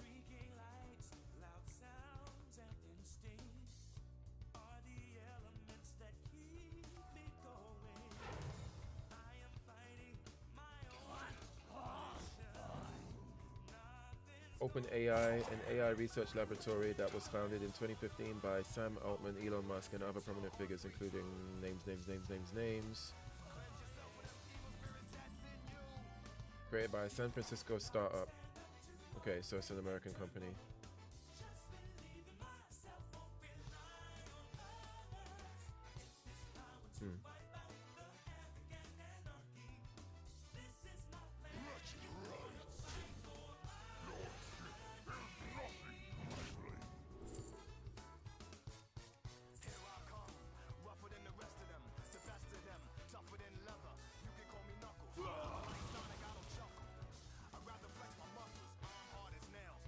Like, I remember the Wendy's CEO said he wanted to use AI to only have certain things on the menu at the best time of day for them. Damn, that's pretty, if that's possible or if that works, that's kind of smart. Stuff like that is very insane to give people who think like that. But it will happen, right? Like if it is feasible, if they have the kind of restaurant where like the cooks can make stuff change their menu super fast, or if it's just robots in the kitchen, then it would make sense where there is a system where based on like the AI is able to figure out what the best kind of menu is to have, right? But again, if the concern is should we allow humans, or should humans be able to do this, or is it good that humans are able to just eject and automate so much? My answer to that is, in my opinion, yes. I think that there is a line where we've automated so much that we've lost something. That we've lost something that is quite special, or yeah, something unique about just human beings.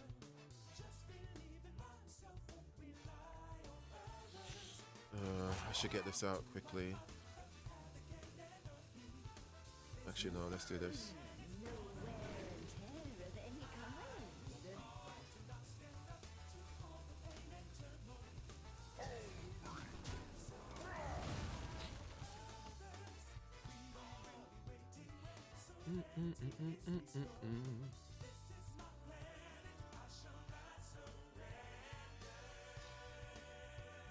The citadel stands strong.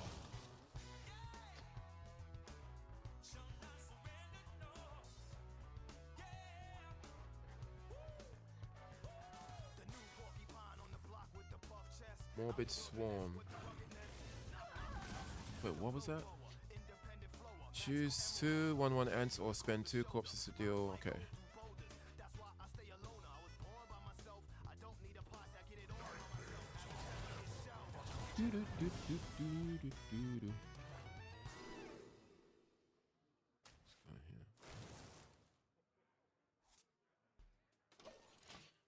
Have we lost anything with automated checkout machines?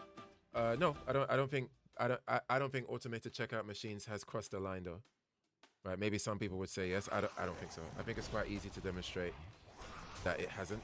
But I think that in the future, like if what JDX said happened on a much more widespread, in a much more widespread way, I think then I would start to be concerned about something like that.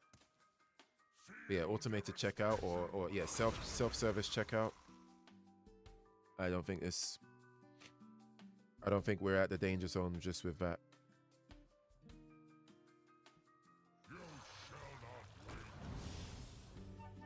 The reason why art is so diverse is because, wait, let me finish this turn real quick.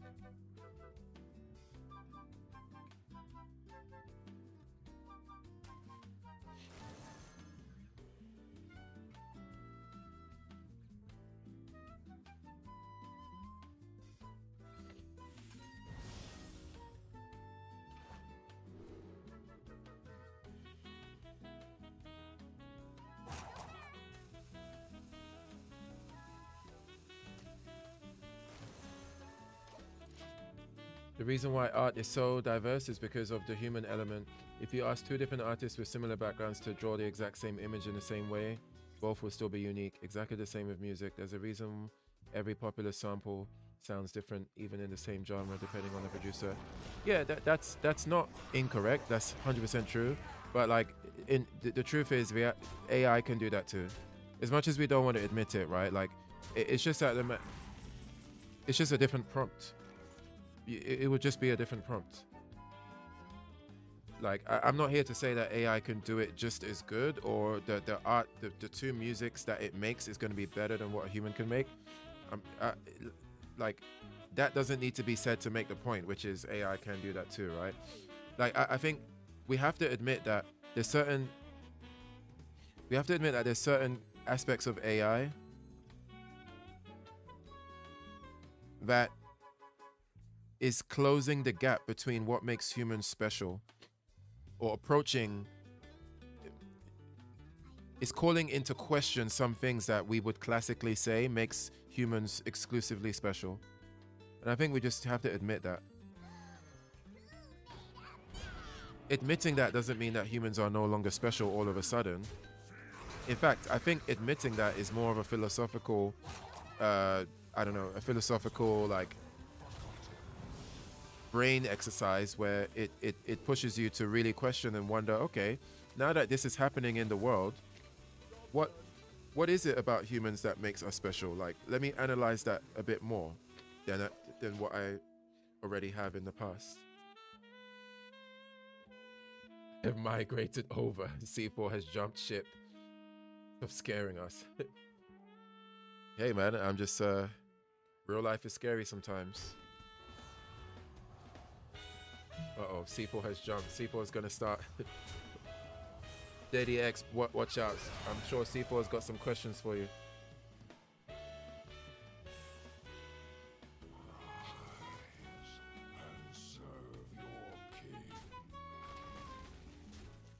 Hey, man, bro, you insert the way that happened. I'm just imagining you with your 2 fingers doing the instant translocation. You just, you know the sound effects it makes. You just over to YouTube. Hit him with the instant translocation. Okay, if I get through these taunts, this guy is just absolutely dead. Oh wait, no, maybe not absolutely dead.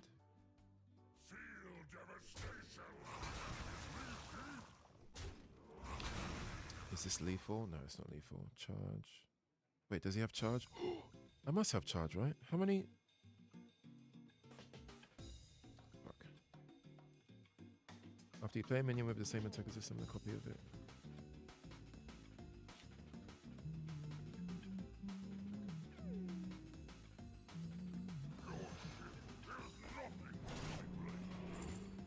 Ooh, hello, hello, hello.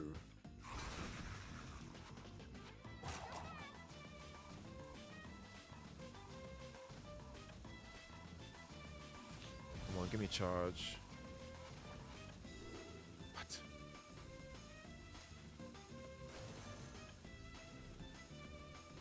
Hello. Sorry. Isn't nature art? That's not diverse though, right? Flash stepped into a different realm. Is it hitting with the shunko or shun? What's it called again? Got the Japan. I think it's shunko. Hello. Isn't nature art? That's not diverse though, right?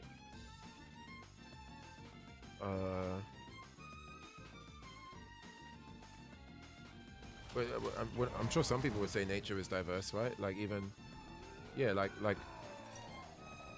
the diversity of all the different plants and animals, or maybe maybe there's another point you're making with that. But I don't know. But backing up, I don't know if I would make the claim that nature is art. I think that there's a way to highlight the artistic part or some elements of nature that are quite artistic, or that you can highlight some level of artistry. But I would not call nature art.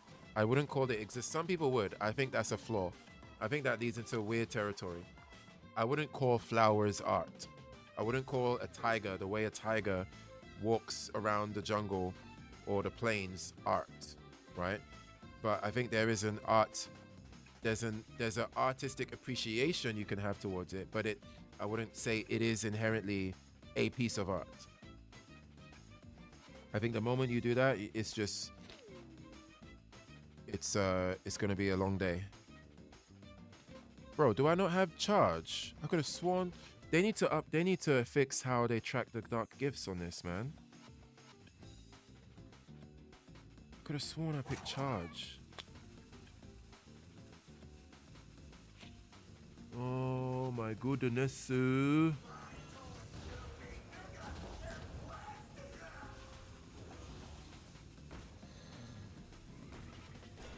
just need to empty my hand.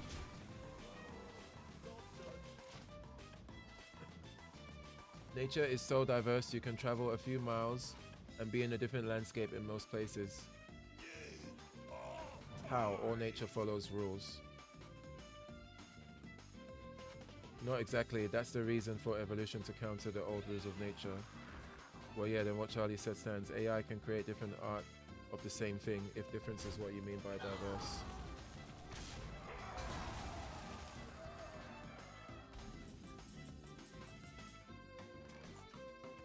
Yeah, I'm following, but I'm not following. I'm waiting to see. I'm not sure exactly what's being discussed currently.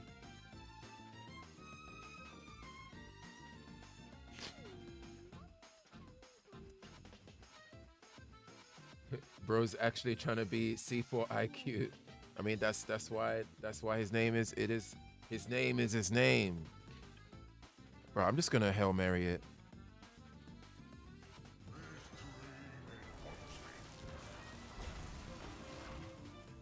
Okay, I didn't have charge. Jeez.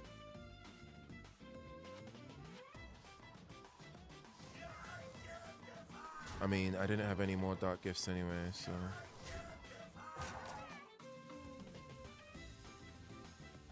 Might as well get this out. At least I've got Reborn. Yeah, there's no way he wins. Unless he's got no, he can't win this. AI is evolving. I'm trying to find out what the difference is besides the artist in the AI versus human discourse. Right, yeah. That's a fair and clearer question.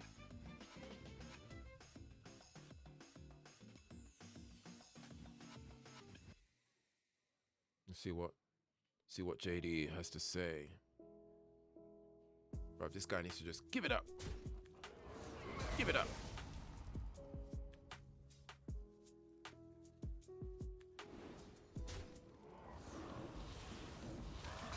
Skynet bigotry is what I see. Bigotry against the AI overlords.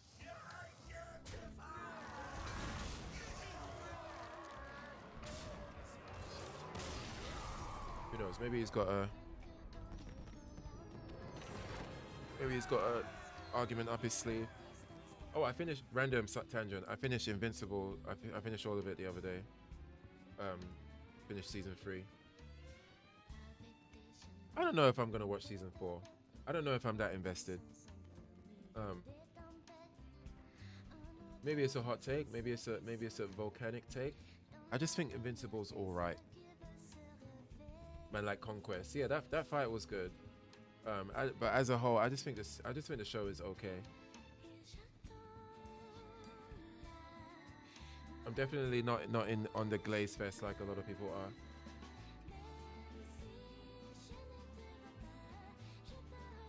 There was a lot of moments. There was a lot of sleeper moments in season 3, and in season 2. I watched season 2 and 3 back to back. It's an okay show.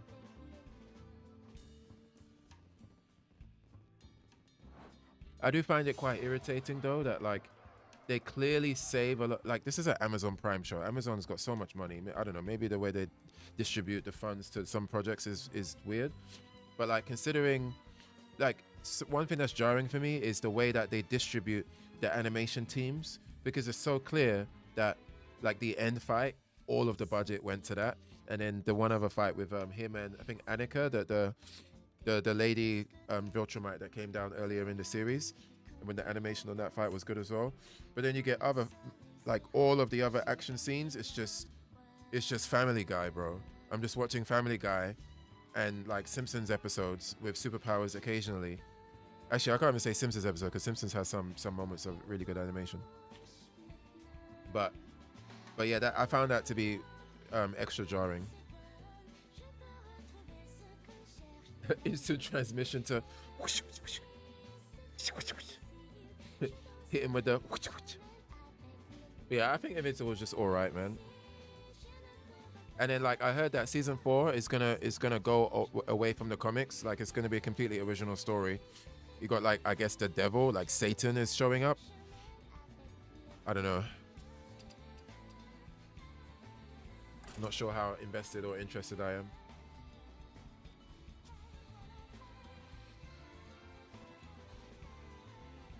I think sometimes I wish Invincible had like, I know he's kind of like a Superman standing character. I don't know, maybe they did it on purpose, but sometimes I wish he had like at least one other ability or some other powers or something. I think that might make fights a bit more interesting too, but I don't know. It's what it is. It is what it is. It is what it is.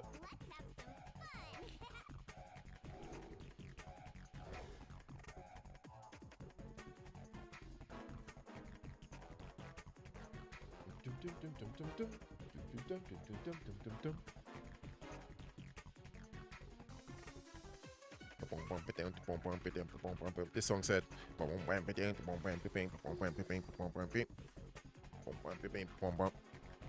Oh, we're up against Mage. Stormy. We're up against Stormzy.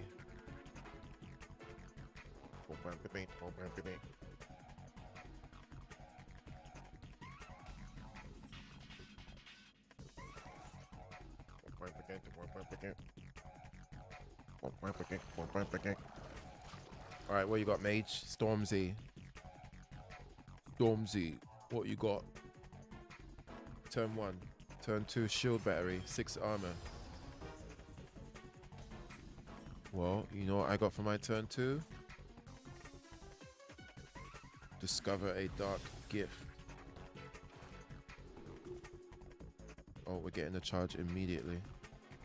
Immediately. No delay, no delay. No lay. No lay. Don't want the gang, don't want the gang.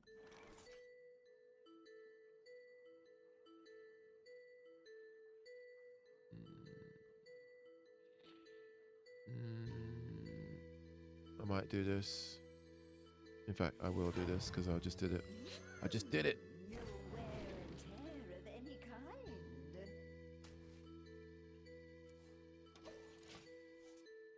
Boom bang gang, boom bang bang, boom bang bang, boom bang bang.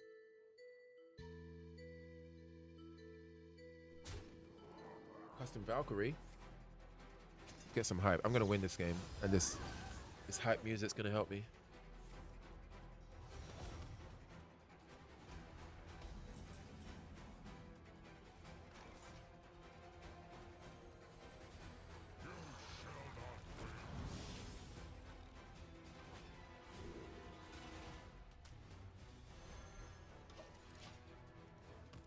Doo-doo-dum-dum.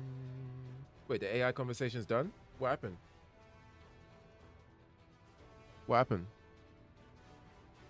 Maybe the Skynet bigotry comment was a step too far. I don't know.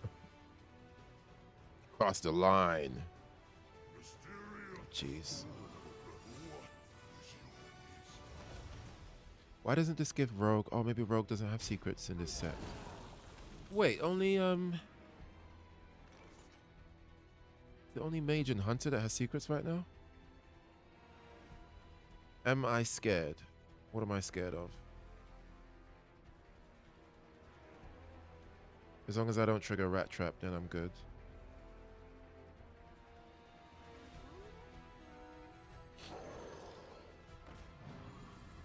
Oh, bargain bin. Oh, it's not bargain bin. Okay, we good. Yep. Ice Trap and Rat Trap is what I didn't want.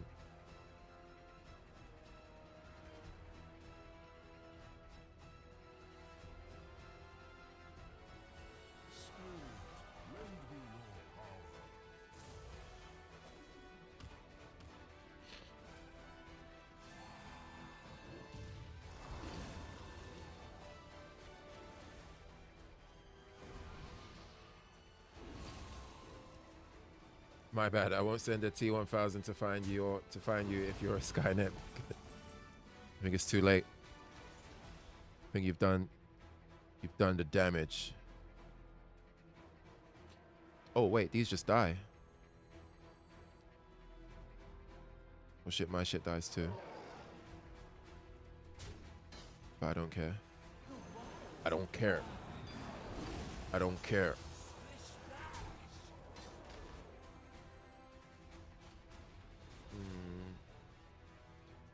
No, let's draw.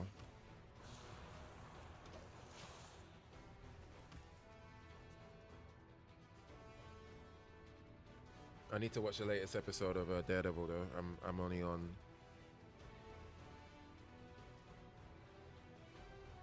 Wait, there's 4. I think I need to watch 4, 5, and 6. No. I need to watch 4, 5, and 6. I watched 4 already.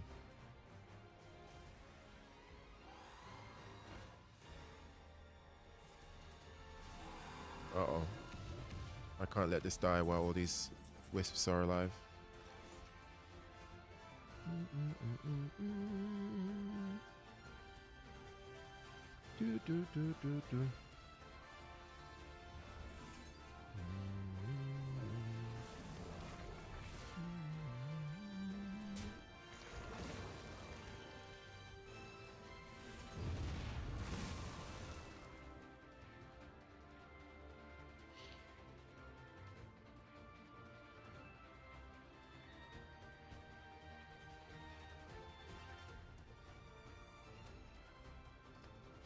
Should I do this? Fuck it.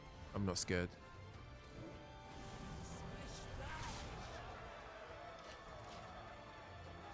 I'm not scared. I've got to deal with it. Doing my 10-6. Void Ray. Double Void Ray. Ooh, he dealt with it. He was shook. Ooh, and then they got the buff too. Ooh, that was a misplay. That was a big misplay. But I think the only misplay is me because I'm dead next turn.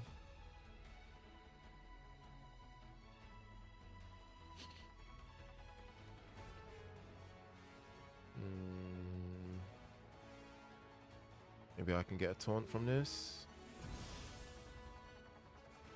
Oh, I did, but it's too expensive.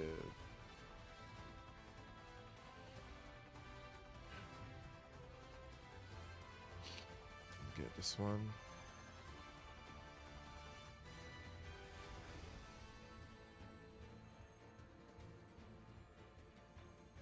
I think we're still dead though. Very dead. I don't know if I should put this in my deck. Follow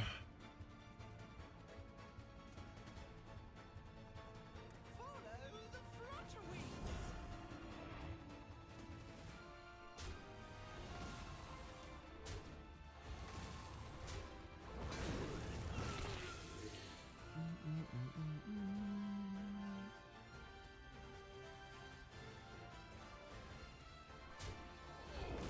He's trading.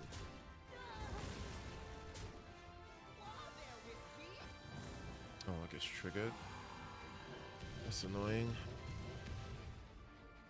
I need my rotten apple. Wow. Part of the cards. Spoke it into existence. Of course I got my rotten apple. Thanks to the heart of the cards. The heart of the cards.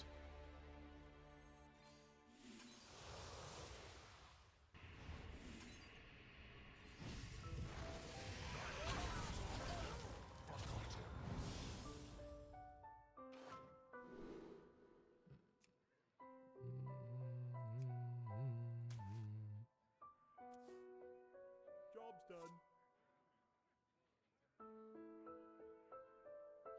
If we survive this turn, we win.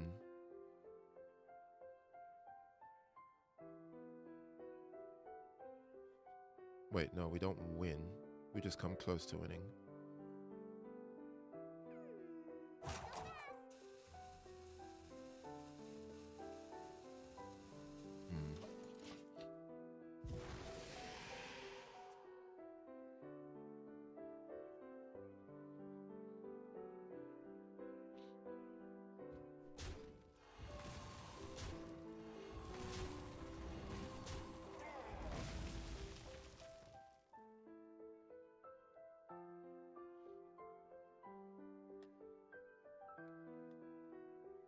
Uh-oh, not good, not good. Big damage incoming. Yeah, I pretty much lose.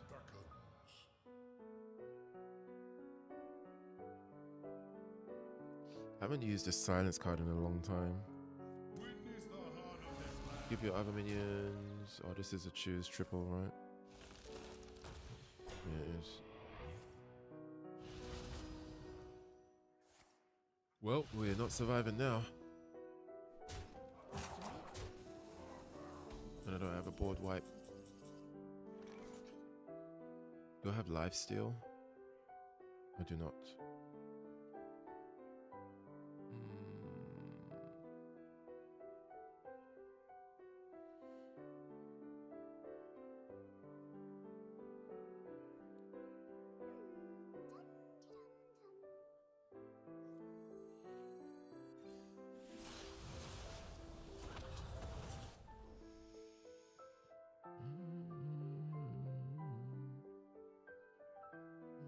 Okay, they don't die from that.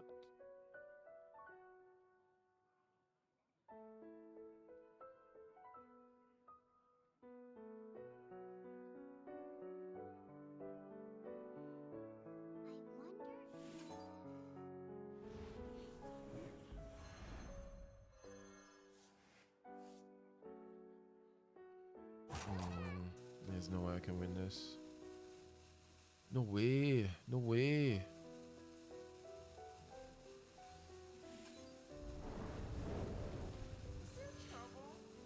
Unfortunate. Too bad. Too bad. Too bad. Too bad.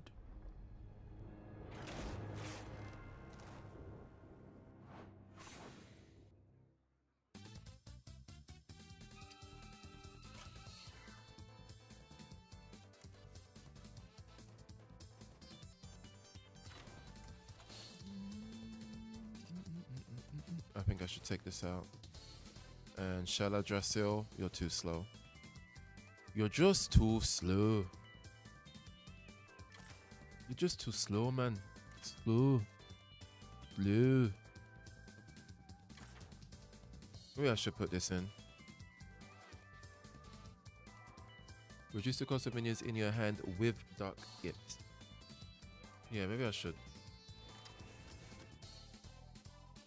I don't know if I asked you, but do you care about accessibility in fighting games, like making inputs easier? I don't. I don't. I think that again, I'm oops, sorry for the mic bump. I'm a bit of a like Street Fighter and some aspects of Marvel is where where most of my knowledge comes from. So I think things like quarter circle, fine. Half circle, fine. Dragon Punch motions, fine. I'm even okay with like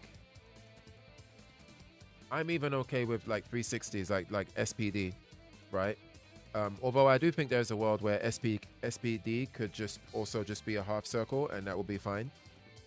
But back in the day when we had like Tiger Knee inputs and shit, like quarter circle forward, but then also diagonal up. That I mean, I feel like there's a reason why those inputs are dead and gone, right? Because it was just a bit awkward. So, but yeah, I think there is something of value for the execution, even though I do know that execution barrier is a big point of contention, and a lot of developers try to get rid of it because they think it's one of the areas that just makes it harder for people to get into it. And I think there is some truth to that, but I don't know if the truth of that means that it should be gotten rid of. Because I think part of the truth of that, again, comes back to how games are taught, how fighting games are taught. But then again, I guess it's not easy. It's a different thing altogether to teach somebody to have an in-game mode where it teaches you how to rub your thumb over the D-pad to make the DP motion, right? Or the arcade stick. So I do understand that there is a watering down and a consideration of like making the inputs a bit easier to get more people in. I understand that, and I think it's a fine thing to think about. But I also do really like. I think there's something valuable and worth keeping with the inputs and the motions and stuff. But I'm only talking about 2D fighting games. I can't really say the same for Tekken and stuff like that.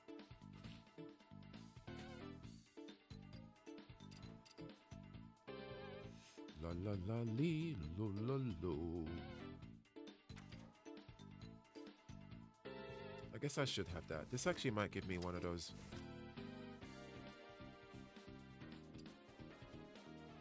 Okay, got it.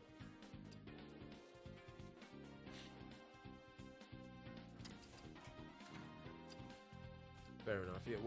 What's your take on it? What's your take on the inputs and stuff? Like, I'm not married to it. I think if a developer reduces them, I don't know how I feel about getting rid of them completely. If you got a fighting game where specials are just like forward punch, down punch, up punch, I don't know. I'm a bit. I guess I'm a purist when it comes to that. I think that there's something special about fighting games keeping that, or yeah, I don't think that should be. I'm okay with them. Like, if you've got characters that have 5 special moves, I'm okay with 2 or 3 of them being like motion inputs, and then 1 or 2 of them being very simple, as like a bridging of the gap, or like a compromise. But if all of them is like, you know, back punch to do your fireball, I don't know. If all of them are, if it's just like one move is a back punch fireball, then it's fine, right?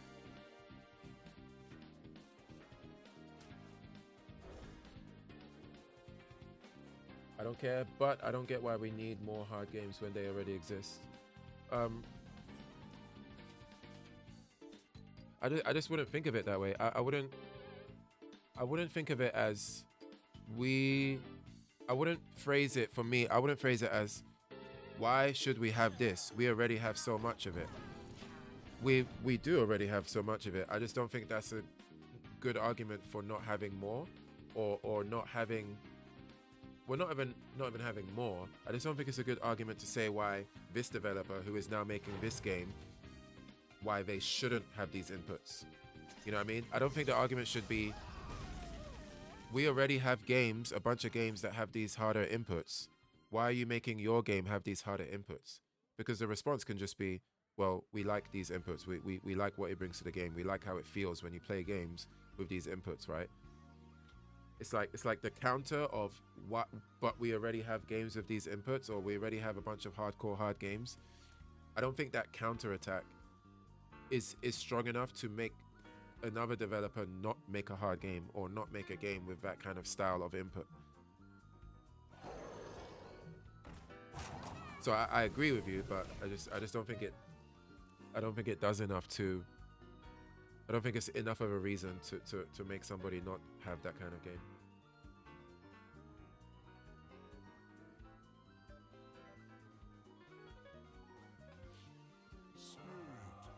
Because they want diversity in fighting games, maybe. Why make everything the same, especially when you see it's not really innovating? Banger tune by the, yeah, this the Guile EX Alpha. Yeah. That's why I think I'm fine with a compromise, right? And perhaps this, well, not even perhaps, I think at this point it's proven that the more clever thing to do would be to, like, again, if you have 16 characters, all of them have 5 or 6 moves, maybe don't make a game where all of them move 1, DP, move 2, quarter circle, move 3, half circle back, move 4, SPD, move 5, Tatsu, and then move 6, reverse DP, backwards Tatsu, right? And then on top of that, the super moves, quarter circle forward, quarter circle forward, half circle back, you know, heavy punch, heavy kick. Yeah, maybe we don't need to go that far. Like, maybe those gays, wow, Freudian slip, maybe those, can you imagine if I finished that sentence? Maybe those gays are long gone. That would have been wow, speed running to getting myself banned and eviscerated off Twitch and YouTube. Yeah, maybe those days are long gone, you know. Long gone.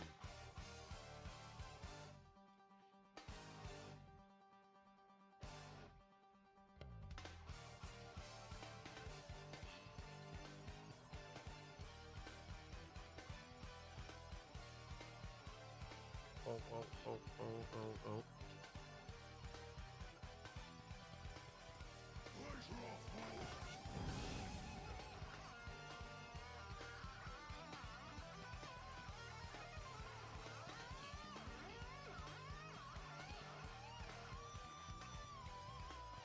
I like having a game with hard execution characters compared to the rest, like Viper in Street Fighter 4. Yeah, like a standout character that, yeah, I see what you mean. Let the execution guy have a character to gravitate towards instead of making the entire game easy or hard. Yeah, I think that's fine. I can agree with that too. Lucky I'm not clip chimping, otherwise he'll be cooked. Streaming career over before it even began. That's hilarious. Yeah, that's I can agree with that. Yeah, I'm not. Ooh, hello. Forgot that had charge. Yeah, I'm fine with I'm fine with that compromise. But the extreme other side of all the characters' inputs just being forward punch, you know, up punch and stuff. I don't know. Maybe it's something that I could get used to, but I just think it will be a very heavy. It will be a crying shame if the satisfaction of pulling off, not even some. It doesn't even have to be satisfying because it's hard to execute. I think just the rhythm of like, you know, dashing in or jumping in, doing a combo and then ending it with a DP motion or like a motion input, right? I think there's a certain satisfaction there where it just feels good. Like that textile good feeling that it feels to execute it is something worth keeping, because I think it is lost a little bit if you do the same thing but then the ender is like forward punch, right? And there's not many games in existence that have this kind of textile feedback in the execution of the abilities in the game, right? You think of an MMO like World of Warcraft, you're just pressing buttons. Hearthstone, I'm just dropping cards, I'm clicking cards and I'm dropping them, right? You know, even first-person shooters to a degree, yeah, it feels good to like hit people when you shoot them, but I don't know, there's something uniquely special about the textile feedback with like the execution and like pulling shit off, not to mention pulling hard stuff off, right? Like friggin' Doctor Strange impact palm loops or something like that, right? There's some physicality to it that is worth keeping because it seems to be quite unique to fighting games.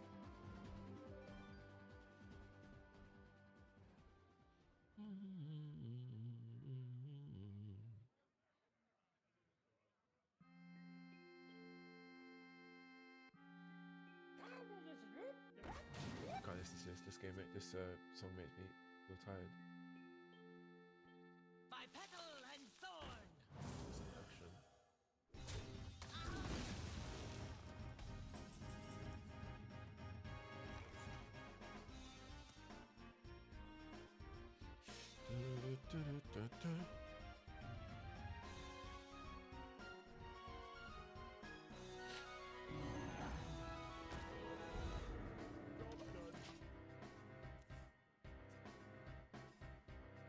Oh, he's gonna hero power for sure.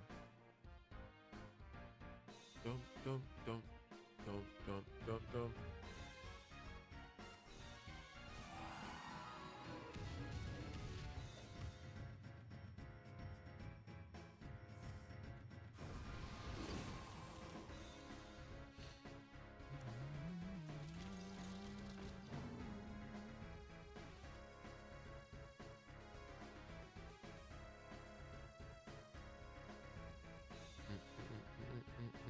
But how many cards you got? End your turn.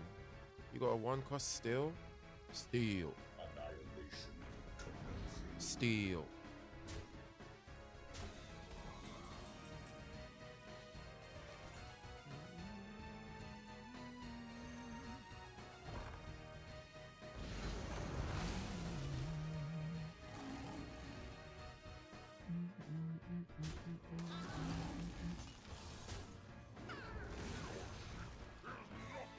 That was a sexy turn right there. He got super controlled.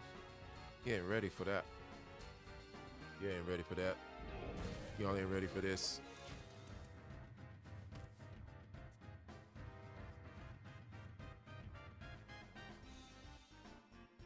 I think OS and safe jumps are more detrimental to fighting games. You are taking away agency from the player and let game mechanics do the heavy lifting. Yeah, like when you have fighting games that are rampant with OSs, I'm okay with safe jumps. I think safe jumps are dope. But yeah, if you got OS, if every character has like 1 or 2 OSs, then yeah, that needs to not happen. And I know that motion inputs make OSs more possible. But not every fighting game is or 2D fighting game with motion inputs is like super rampant with OSs. Like there are other ways to make them not as toxic.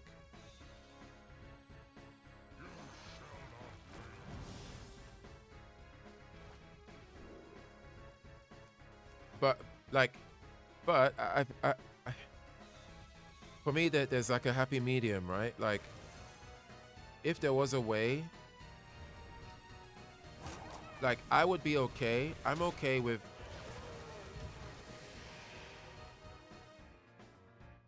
I'm okay with a few OSs here and there.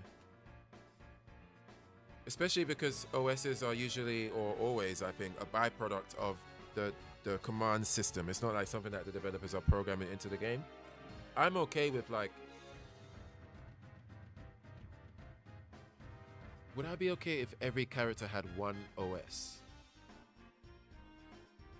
I think I could see a world where if every character had only one OS,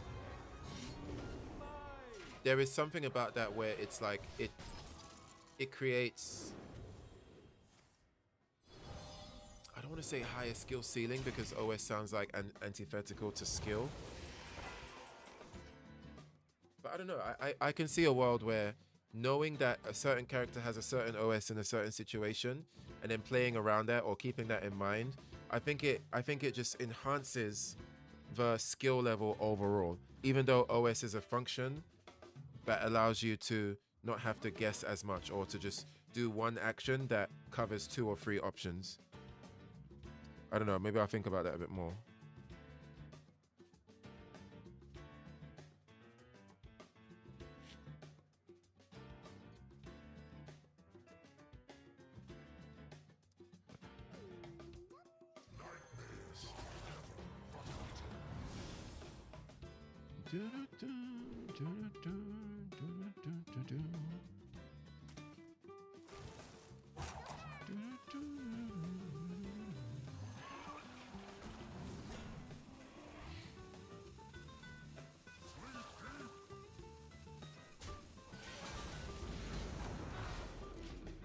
I like finding these stuff, by the way, but they decrease mind game interaction because you're playing RPS.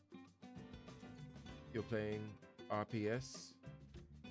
Wait, what's RPS? Playing RPS, but picking 2 options. Oh, rock paper scissors. You're playing rock paper scissors. Yeah, yeah. They're not. OSs are not like that. Sorry, they're not preferred, right? In a perfect world, I would rather have no option selects at all. But I do think there are moments where, yeah, like you said, when you find them, right? When you find them, it's like a cool scientific moment. But then in the other extreme, if everybody had a bunch of OSs, it would be maybe, yeah, that would be too much.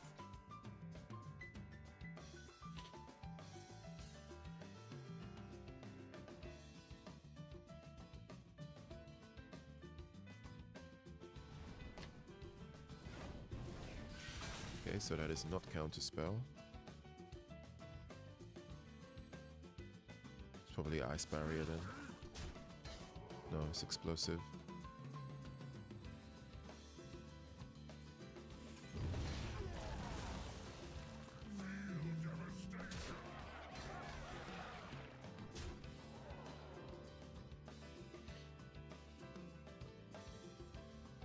Eight 16.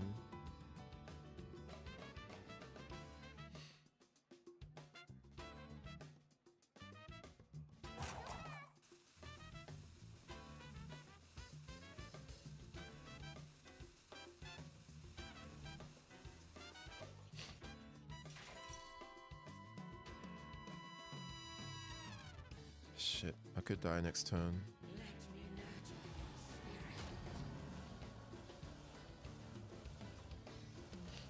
Yep.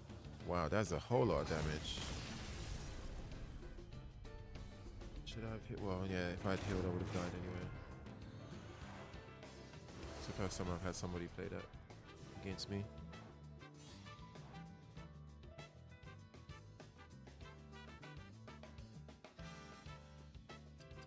I think Corridor Creeper needs to go. It's not helping.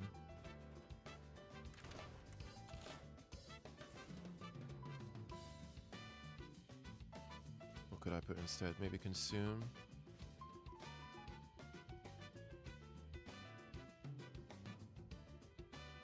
I do have a bit of a survivability issue right now.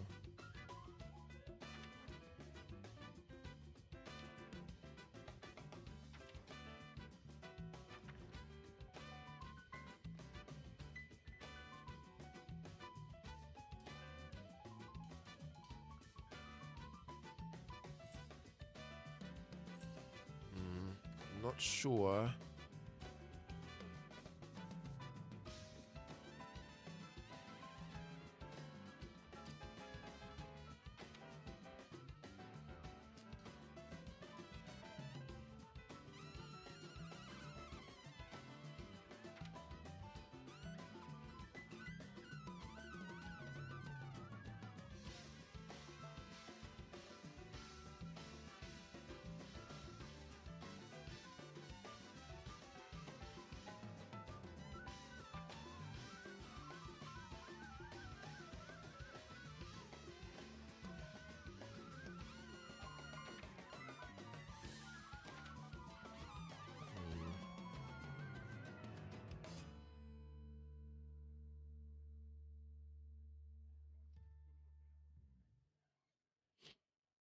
Mm.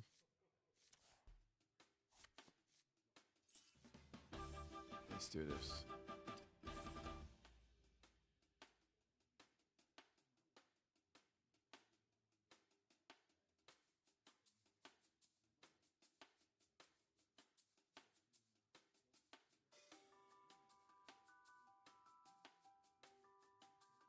Let's take one of those. Let's get 2 demonic studies.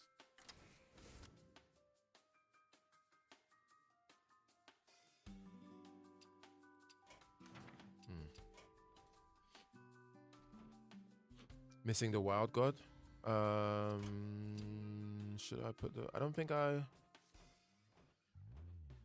don't know if the wild god. I mean, you might be right. This card hasn't actually won me many games.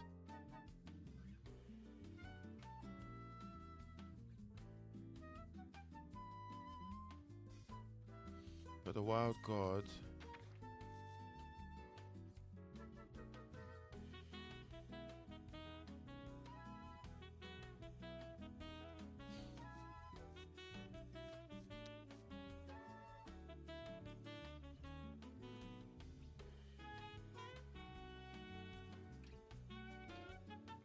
I should put it in though, just to see, because I actually haven't tried it in this.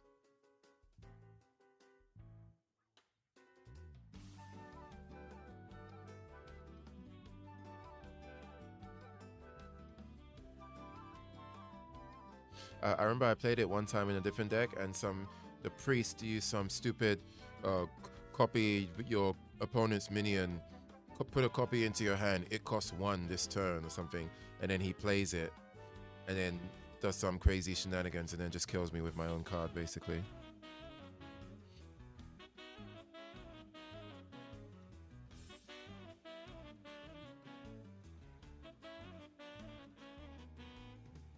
Let me take out Party Planner.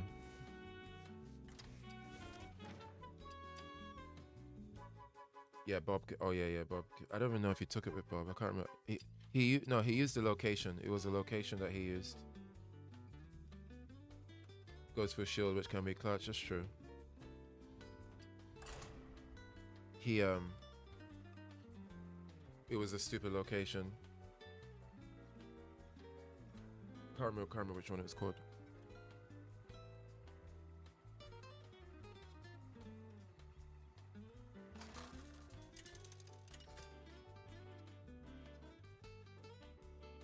Nemzi versus Rexar. Rexar. Let's go, buddy. Let's have some fun. Let's not keep that. In fact, this whole hand is not good.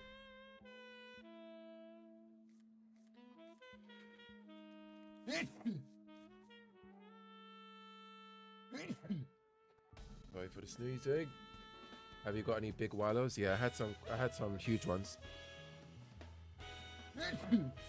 Most of the games I've won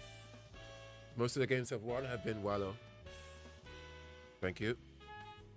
I've had like 22 attack, charge, wind fury, and then also creates a copy when you play it. Not to mention I forgot that the reborn that you can get from Dark Gift makes them brings them back with all their enchantments, or brings them back with all their stats. I totally forgot that was a thing. So there was one time where I summoned it. I used my charge to clear the board. No, I used my charge. One went to the face, and then one killed a minion. So then my minion died when it traded, but then he came back to life with charge and Wind Fury again. So then I got 2 more attacks on the face, and then I won. I was like, oh shit, yeah, I forgot he regenerates with all of that.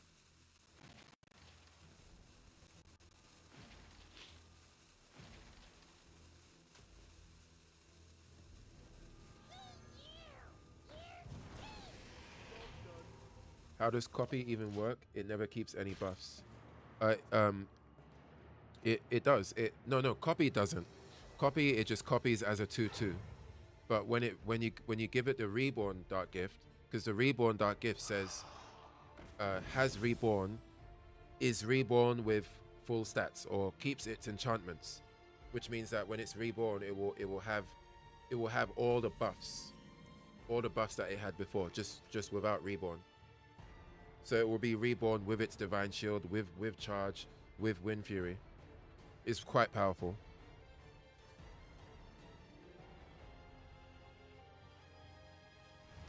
I'm just gonna push. See if we can deal with it.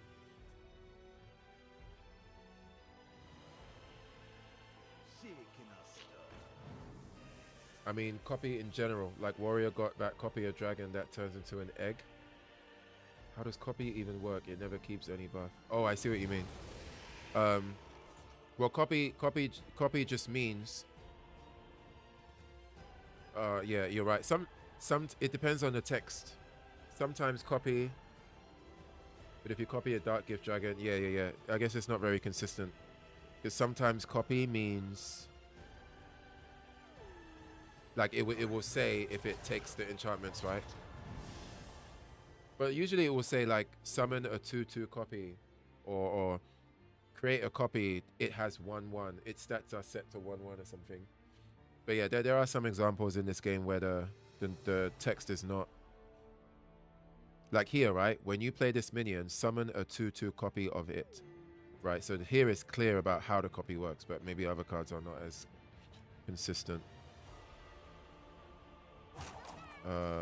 We want the 2/2 copy because we have charge already. Do I want to go face? Yes, I do, because I've got a board clear next turn anyway.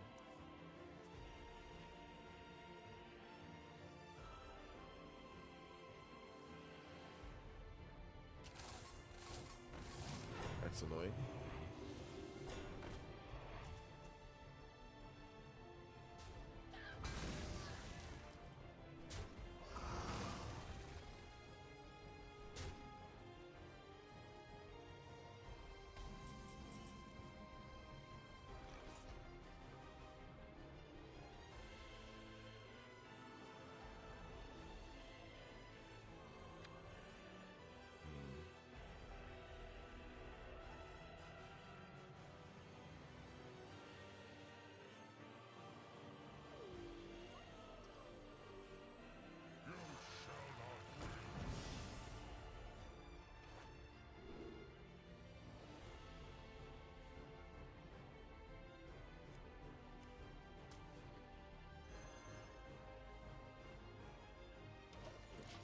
Taunt minions should always go face, right?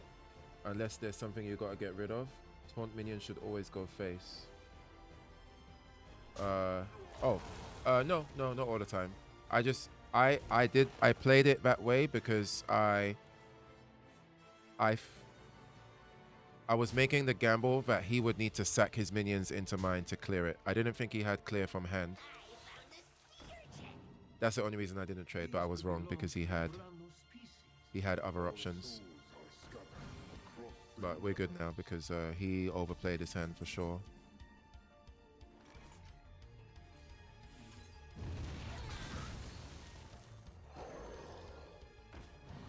But yeah, in some cases I would have traded there in that previous moment, but like that was a 5/7. I mean, to be fair, there's many ways he could have added damage from hand. I was just gambling that he would need to trade at least 1 or 2 minions. Bro wasted that puddle dragon. Yeah. This card is really good though.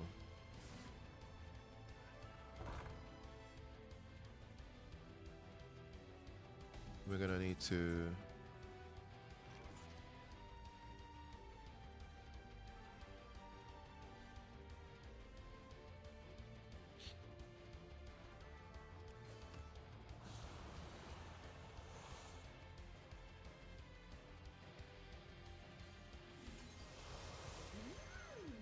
No wear and tear of any kind.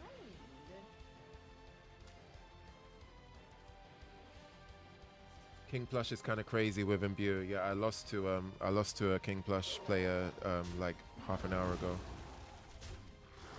Yeah, it's quite good. It requires quite a bit of setup, but actually it's not that hard to set up, to be fair. And it's a good answer to the stupid Demon Hunter nonsense, right? Just return. Well, your King Plush has to be quite high to return the crazy Demon Hunter shenanigans, but I don't think it's that impossible. Or it seems to be quite likely most of the time, especially if King Plush is your main beast. And if you're able to hero power each turn before you do your grand return the board and then charge.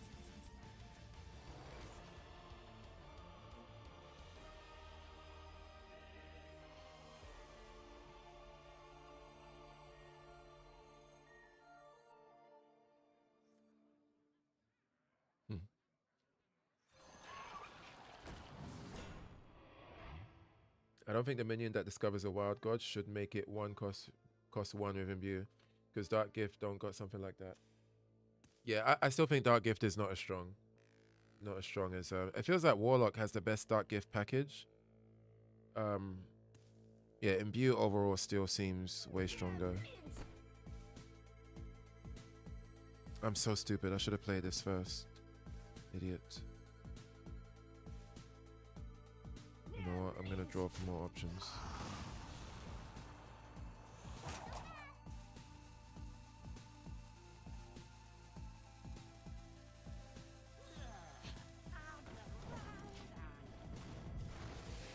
Yeah, Dark Gift seems a bit underpowered. I thought it would be more like Imbue versus Dark Gift, because Dreams versus Nightmares. I think that's what they tried to go for, but at least in the ranks that I'm on is... Again, bro.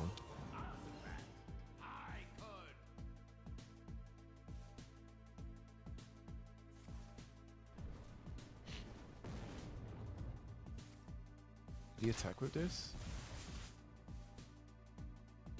Oh, he didn't? Oh, he did. Okay.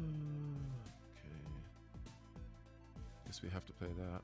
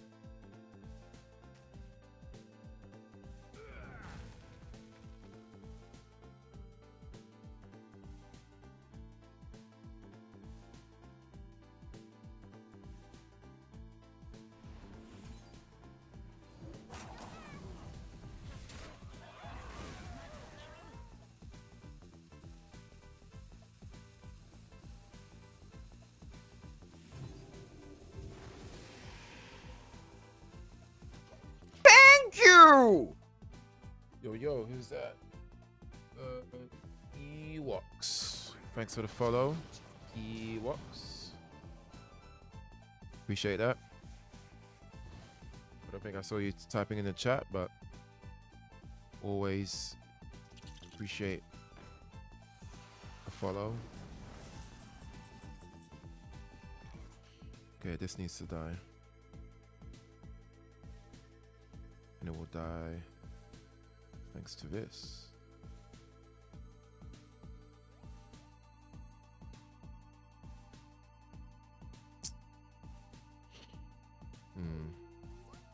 Wait, there might be a path around this. Morning, sir. Could I share you some of my own brewed decks? How are you sharing it? You mean with a?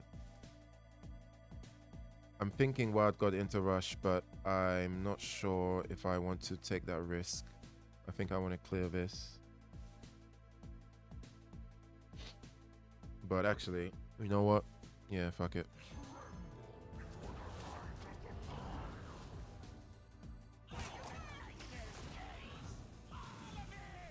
That is the best play.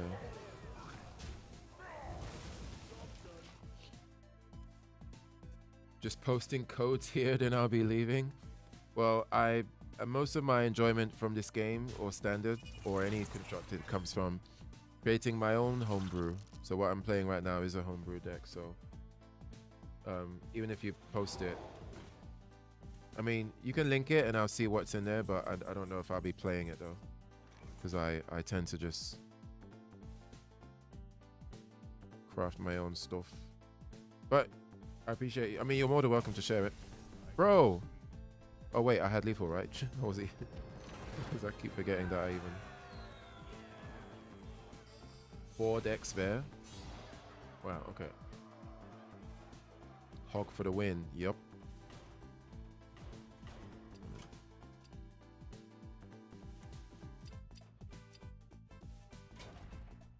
How funny would it be if I click on this code and then it's like, joke's on you. This is a hentai porn deck. And it transforms all of your cards into AI, lolly AI chibi hentai cards.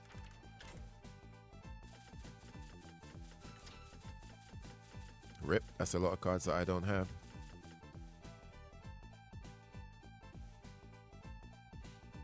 Okay. So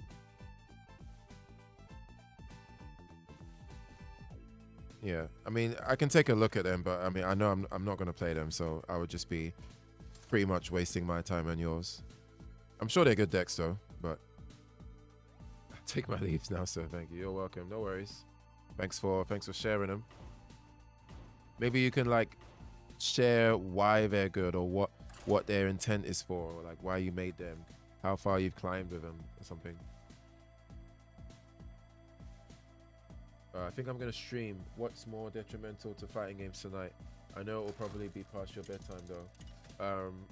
How many hours? How many hours from now do you plan to stream that? Let's have some fun.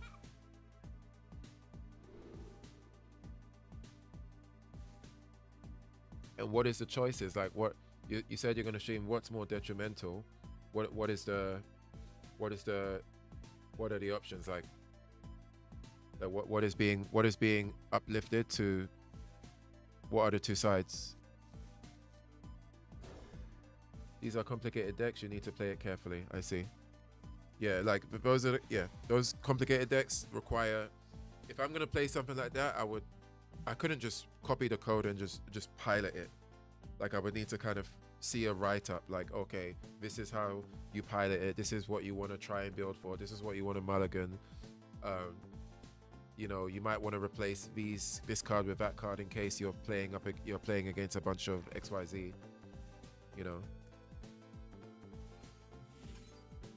3-ish hours. Yeah, it's 10:58 p.m. So yeah, 3-ish hours will be quite late for me, unfortunately.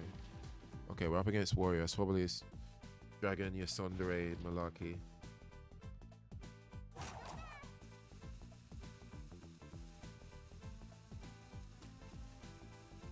I don't know why Doomguard is it like Warlock doesn't have any Discord.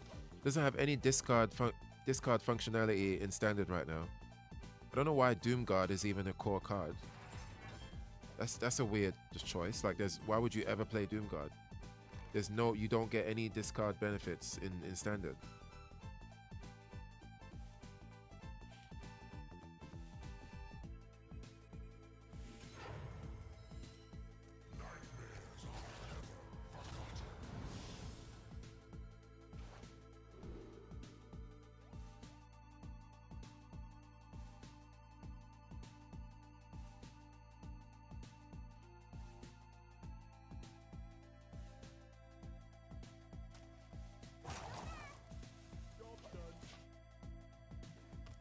You just need to take the deck and keep practicing with it. My decks are always get to the one card or lose. Find the magic card or it's over.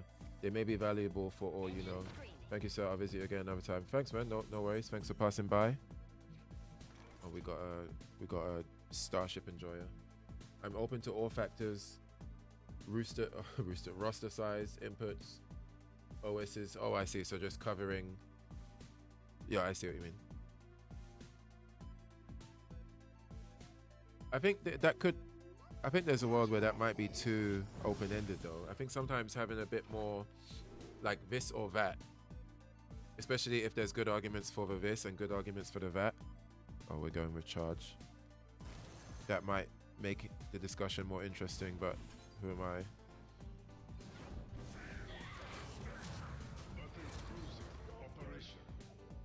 I? I think it might be worth maybe streamlining it, like having 2 or 3 things that you know are that there's a lot to be said for all of them, right? Like they're like to make the discussion more focused. I think having a more focused discussion might be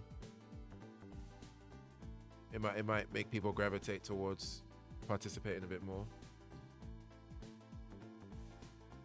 And even in your title, you're gonna have to be like, if the title is what's more detrimental, you're gonna have to present the options before people go in.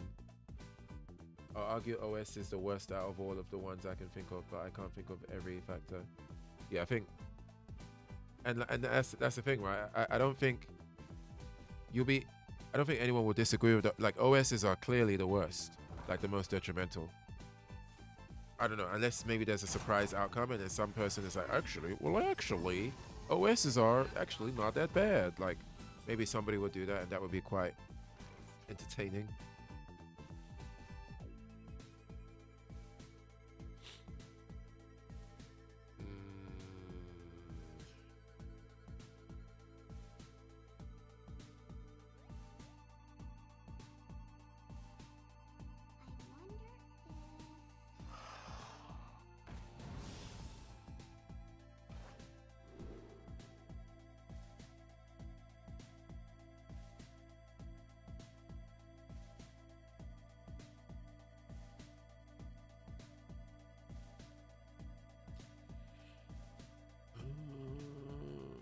So my Wallow has charge already.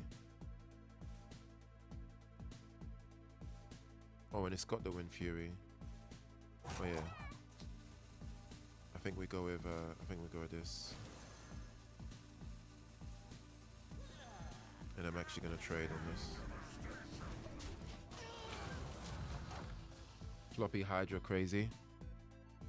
Floppy Hydra. What is that? Was that a card?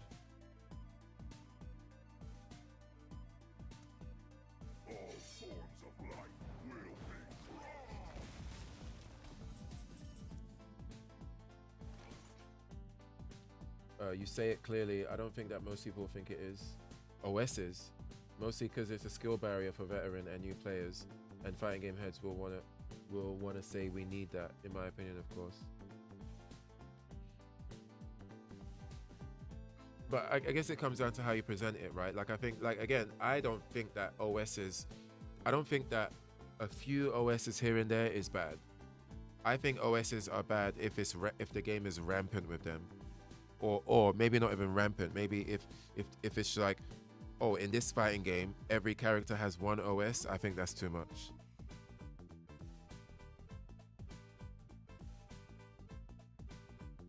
It's annoying.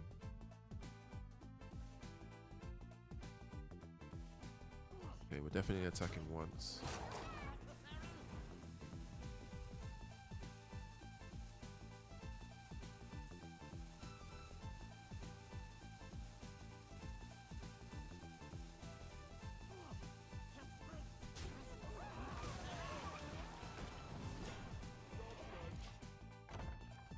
It's in my hand. Oh, this guy. Floppy Hydra. Shuffle a copy of this into your deck with a permanently doubled attack and health. Oh, I see.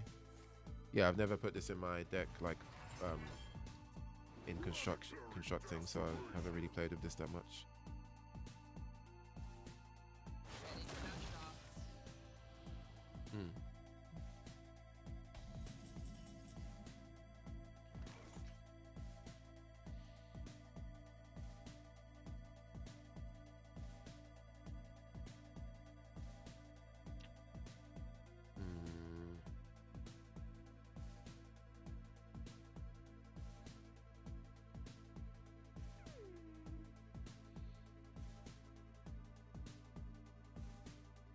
don't think I want a Hellfire yet.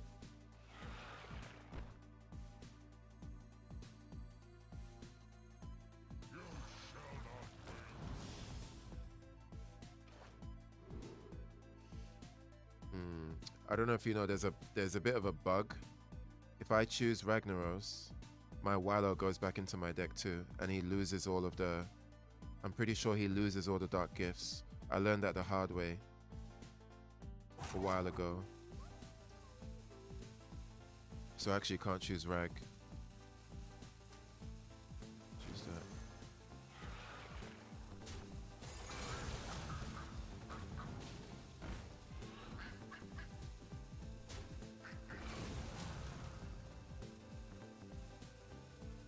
I should actually trade. I should have just made it. Should have just traded.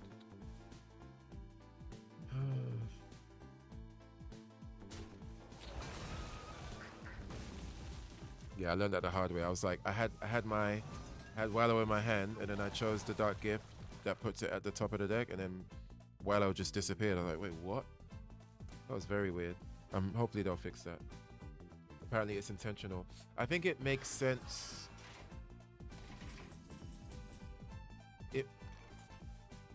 It makes sense for it to go to the top of the deck, like for Wallow to also go, but it doesn't make sense for it to lose the enchantments. That seems to be a bug. If that is indeed what happens, which I'm pretty sure it does.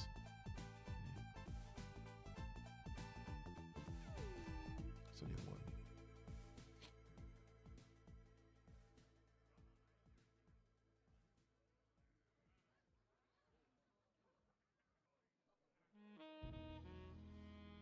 Oh wait, this has charge too.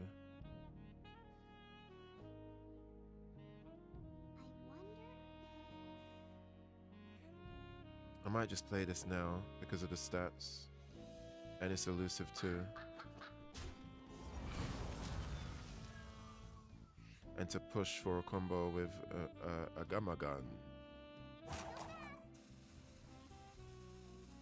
He's probably gonna pop his Starship next turn.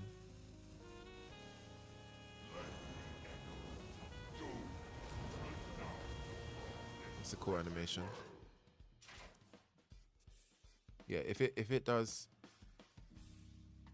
I'm pretty sure it does make you lose the buffs. That's 100% a bug.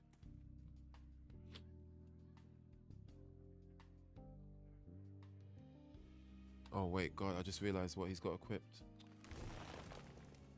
When did he play that? Was it? Oh, it was in his last turn. Didn't even realize he had that. Okay, well, we can try to rush through this.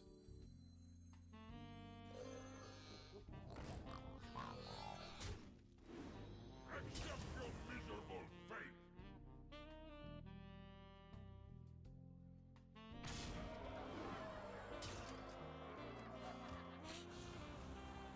Oh, nice.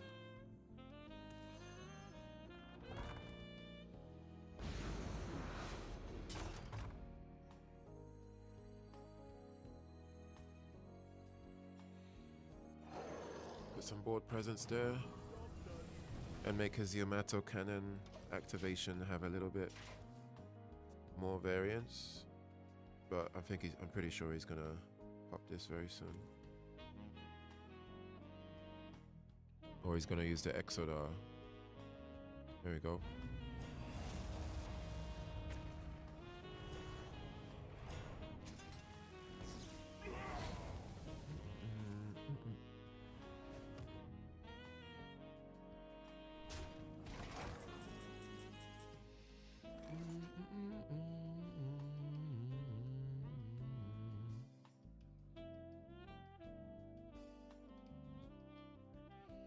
Oh shit, wait, this can't be silenced. All I'd be silencing is the 4 armor.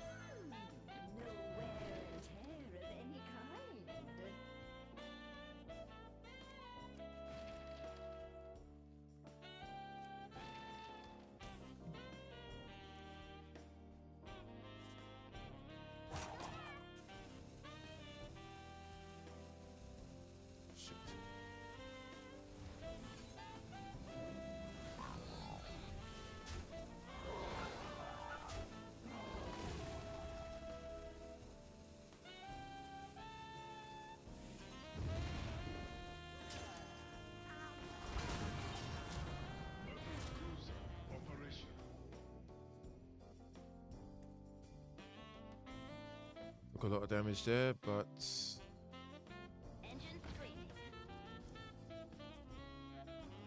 starports are just coming back.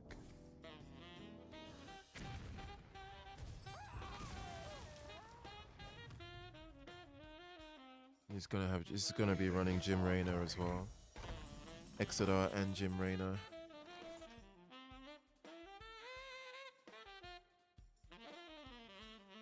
Can't play that yet.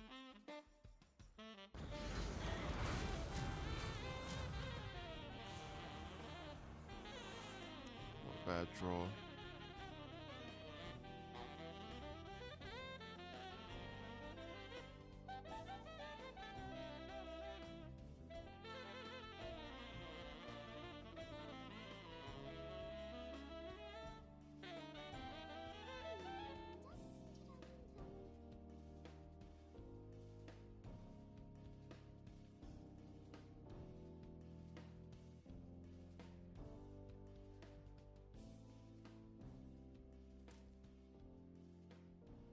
Rule 24. Oh wait, hold on. Let me just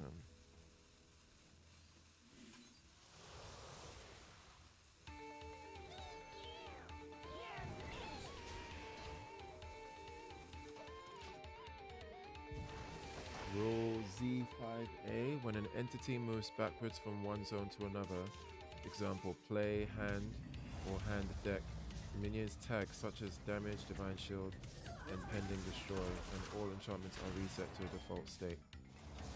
I see. Okay, so it's not a bug then. But hold on.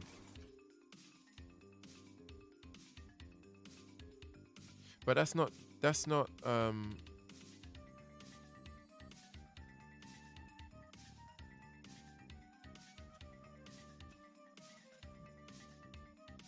we can't win against this.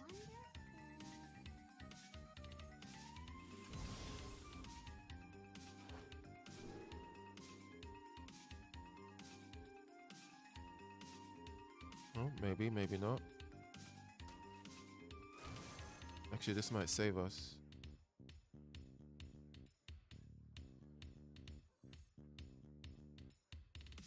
This actually might save us.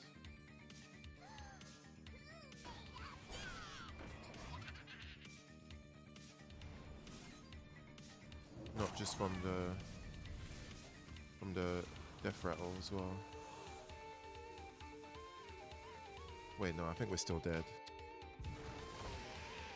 Yeah, I'm pretty sure we're still dead.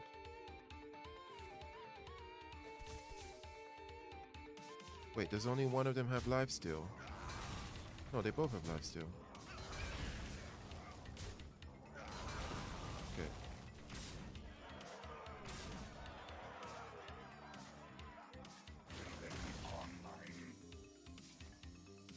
Oh my god.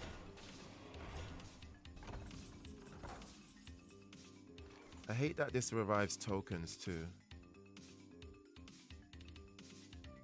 I wish this only revived like playable minions. Should have an exception for while. Yeah, that's what I was gonna say. I was gonna say something else as well. I wish this was an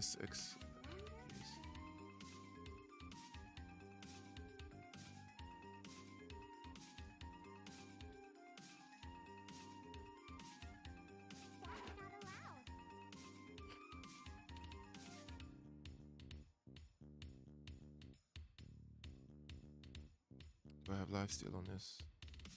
He doesn't have lifesteal. Okay, we're definitely doing this.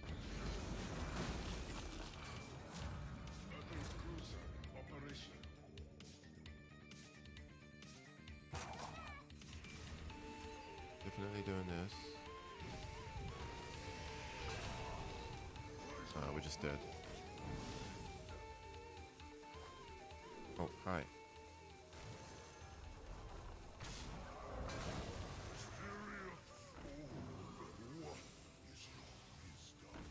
It's not going to save us, even if it's freezing. Even if it was freezing, he should test. He should test with the Terran. With the Marine. Bro. How reckless. I wish How reckless. I hate losing to dumb players. Like, I love how he just played that and he didn't care if it was a free ice trap. Like, I would have loved to have seen the look on his face if he played that and it was, I mean, I would have lost anyway, but like, not playing around the ice trap there. At least just play it out. Play carefully. You never know.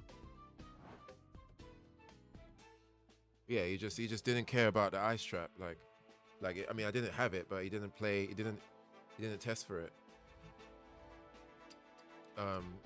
I think I need to take out.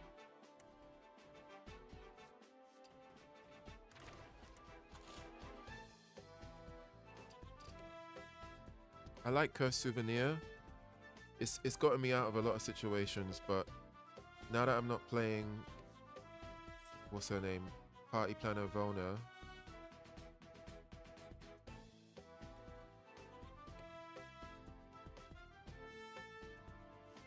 maybe I should take it out.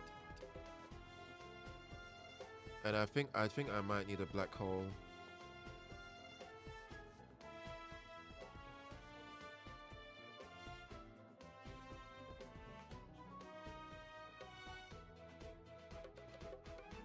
And black hole would combo well with a gamma gun.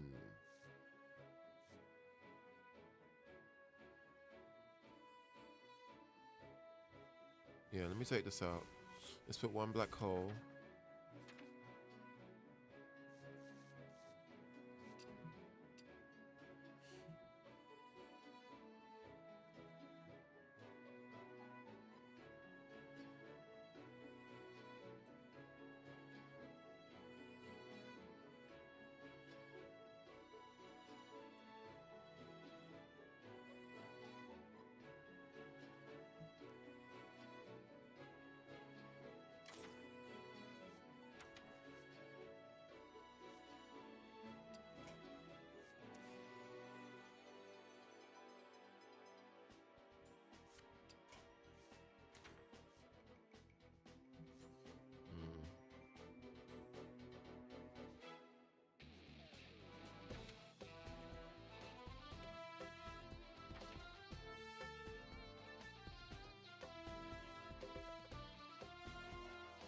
Maybe a second Ultralisk Cavern.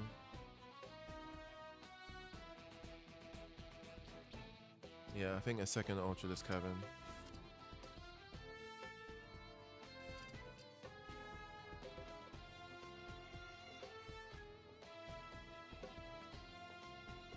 And running a second one means that I think I get a bit more value from Consume for the regen and then for the immediate Ultralisk pop.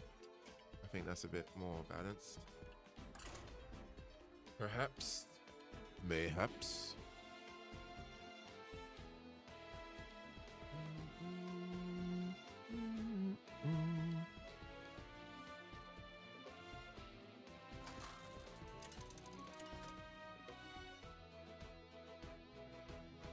Nemzi versus Hakar!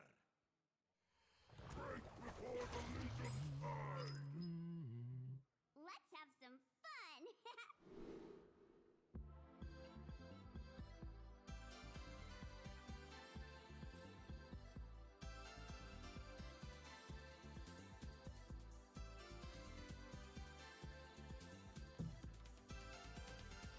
Okay. Hunter. Let's keep that.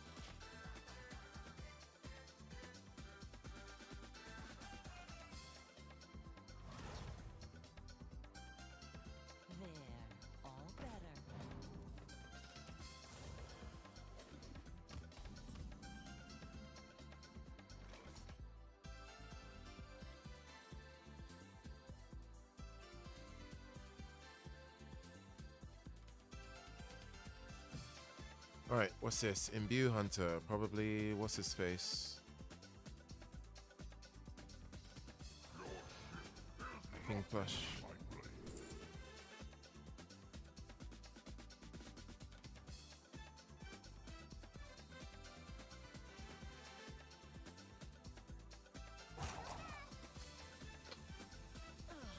I probably shouldn't have taken that. If it is King Plush, this is not going to matter. It's not going to matter. 请问这张免费的 Oh, it's way too loud.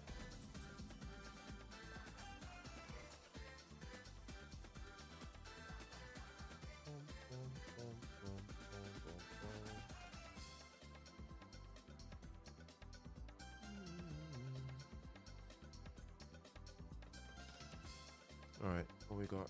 What we got? What we got?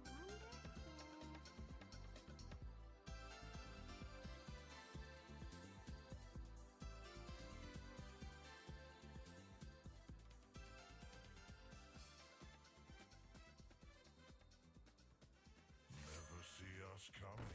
Never see us coming.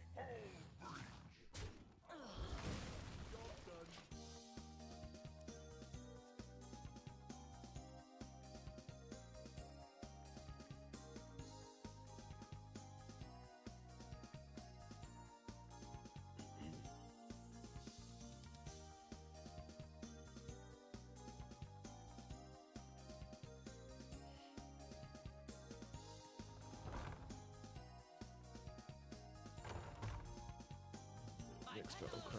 Yeah, this is definitely the Plush guy.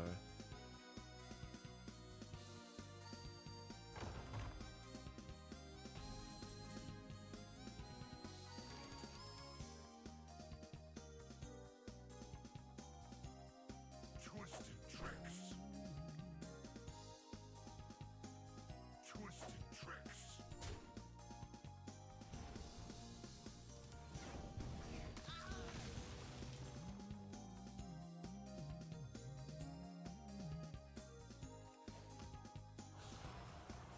Twisted tricks.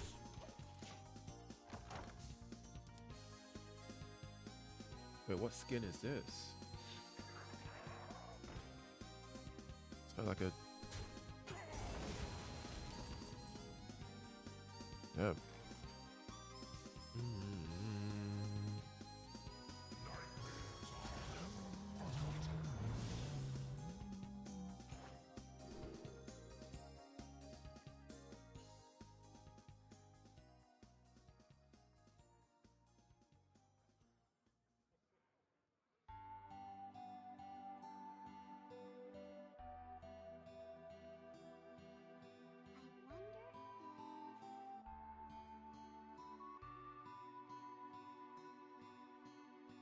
I really want the Wind Fury Divine Shield, but let's go with this instead. Can trade this away. I might take out the silence. Like the silence actually. I haven't used the silence in like the past 10 games. It might not actually be necessary. Maybe I can just replace that with another Siphon Soul instead. Especially because the things that I would want to silence, such as the big ass starships, they don't lose their stats anyway. Oh god, high again. I need to get this cavern down.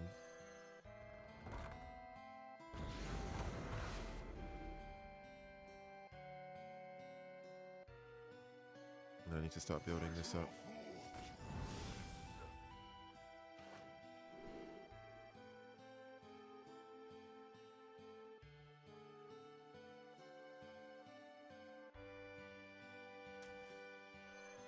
Twisted tricks.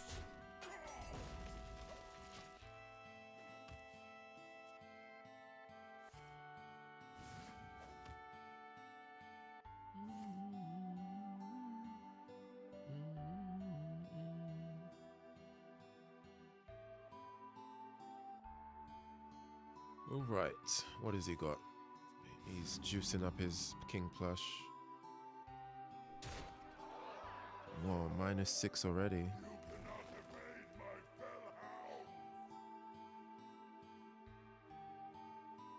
It's not good. It's very bad.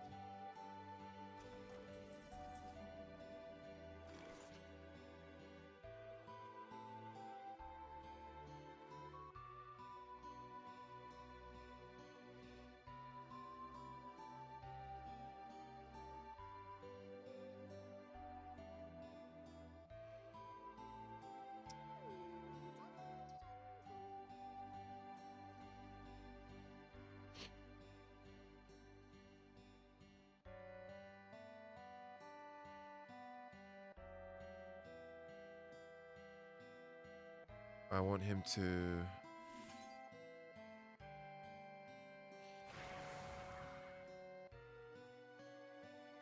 Oh, it only takes 1 durability. Why did I think it destroyed it? Oh, jeez. Why did I think it destroyed your location?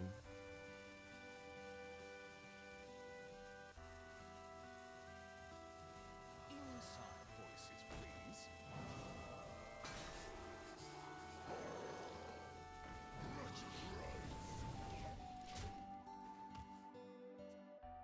If he plays plush, I'm gonna overdraw. He's definitely playing crush. Or plush. Oh, Malone. The dream beckons.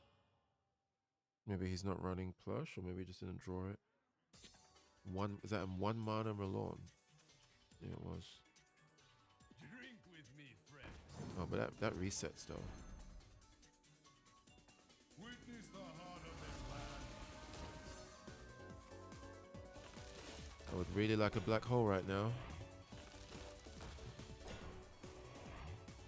I could really do with a black hole. A black hule.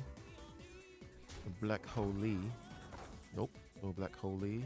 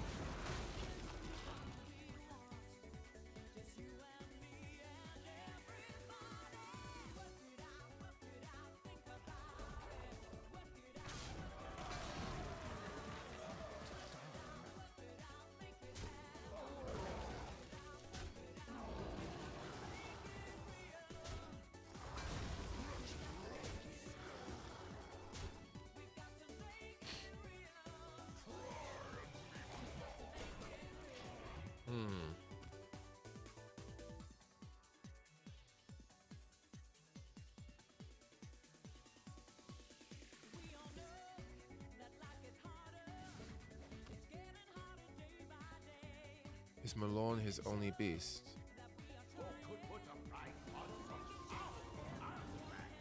I think it is. I think Malone is the only beast he's running. So he's just gonna keep getting Malone. And now, what is his hero power now? Minus... Yeah, that's a very cheap Malone.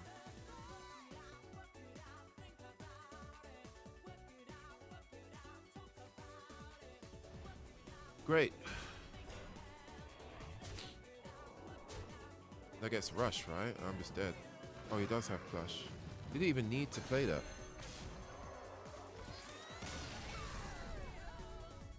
He didn't need to play the mind control card. Yeah, I don't think Dark Gift can really... It's too slow against plush. Well, I think they're kind of similar. Well, yeah, not only is it actually, yeah, the problem is not that it's too slow. It's that it's not the speed, like it's that it's slow, but it's also not consistent. Like to get a finishing combo with the Dark Gift, you need charge and Wind Fury. You just need it, and you might not get it. Whereas Plush, you don't need to worry about the RNG rolls.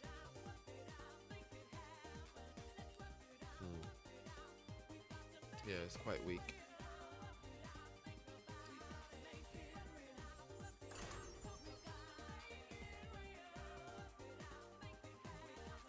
Pretty weak.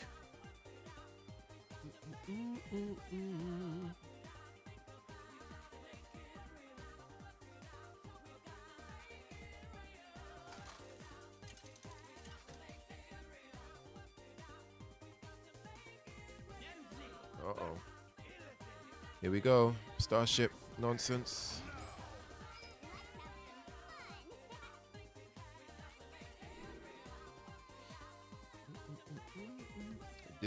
This is a starship we want to silence, that's for sure.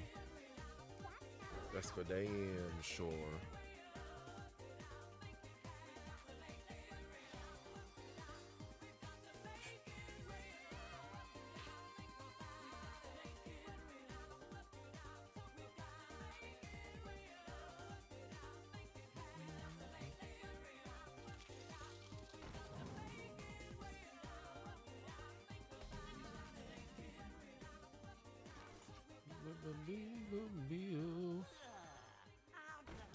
Is that rain? Yeah, it's got like a rainstorm outside.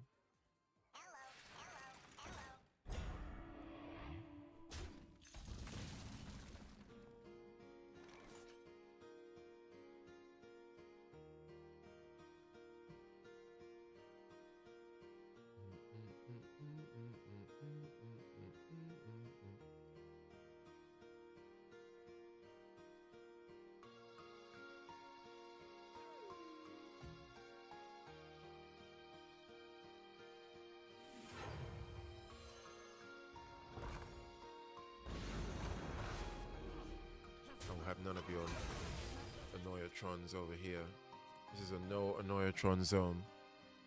We biased. We biased against one cost robots with Divine Shield.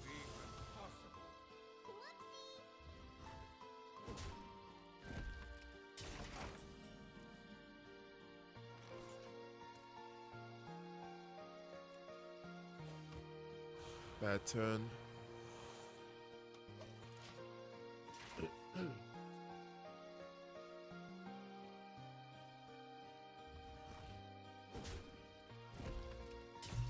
What does that do?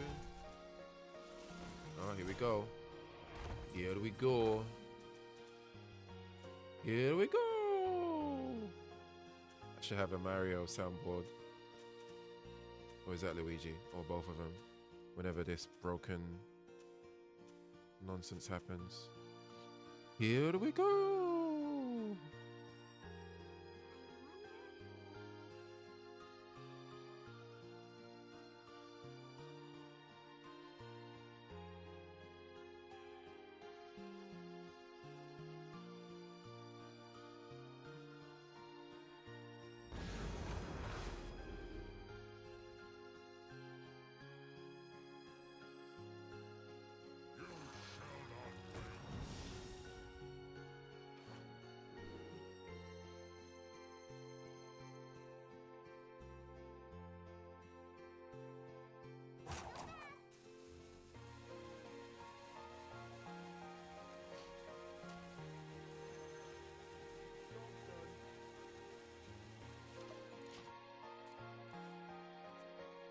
Just have to hope and pray he doesn't draw the death rattle summoning thing, but they always have it.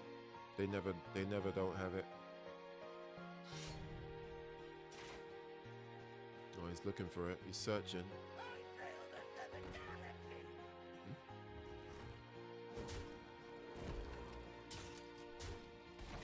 He's searching.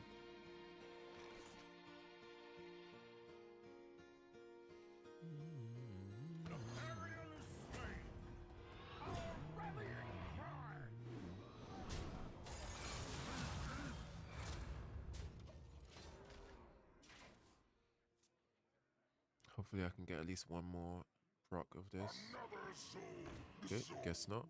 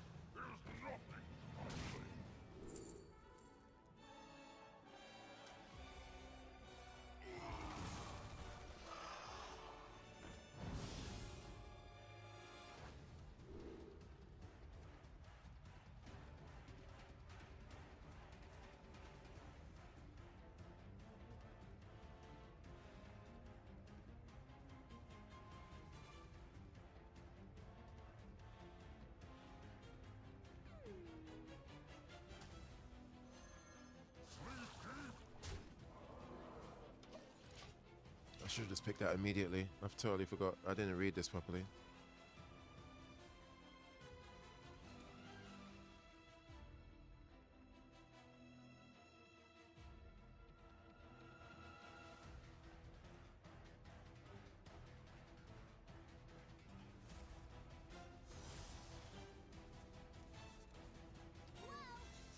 That hurts.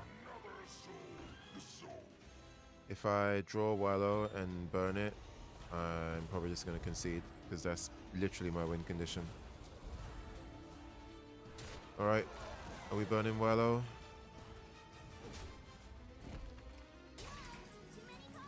We're not burning Wallow, thank you.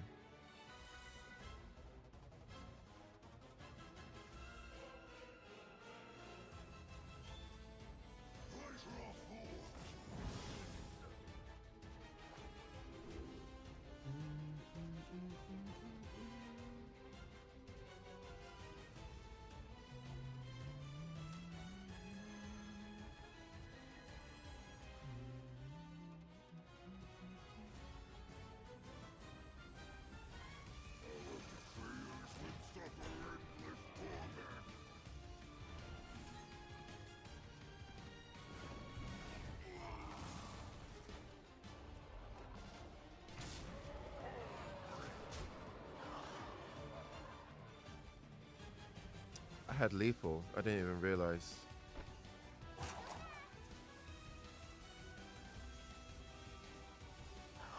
I'm so stupid. I had exact lethal.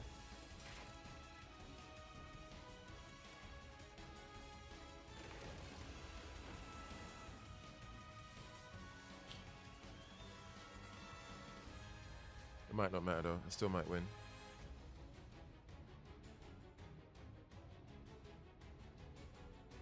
Yeah, I don't think it matters.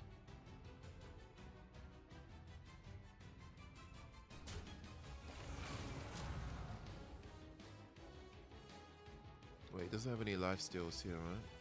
Yeah, no. Yeah, we win. I don't know how I won that. Well, I don't know how I didn't see the lethal play earlier.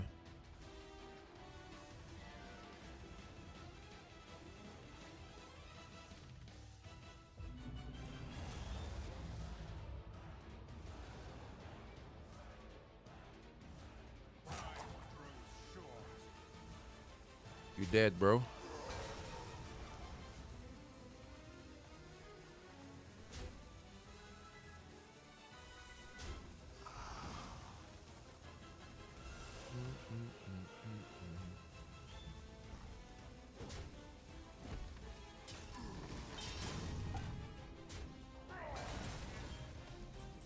Concede.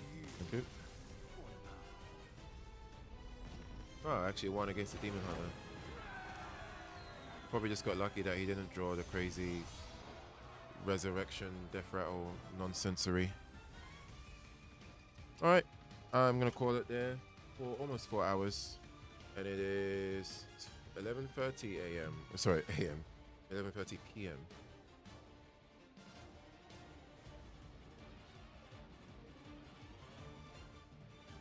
Yeah, let me call it there for now. Alright, thanks for passing by, people. I will be back tomorrow, Monday. I wasn't even supposed to stream today, but here I was. Here I am. Here I be. So, catch you guys on the other side. Thanks for tuning in briefly. And enjoy the rest of your day. And yeah. Until next time. I need to make some better decks. We'll find it. We'll find it. We'll figure it out. Alright, take care guys. See ya.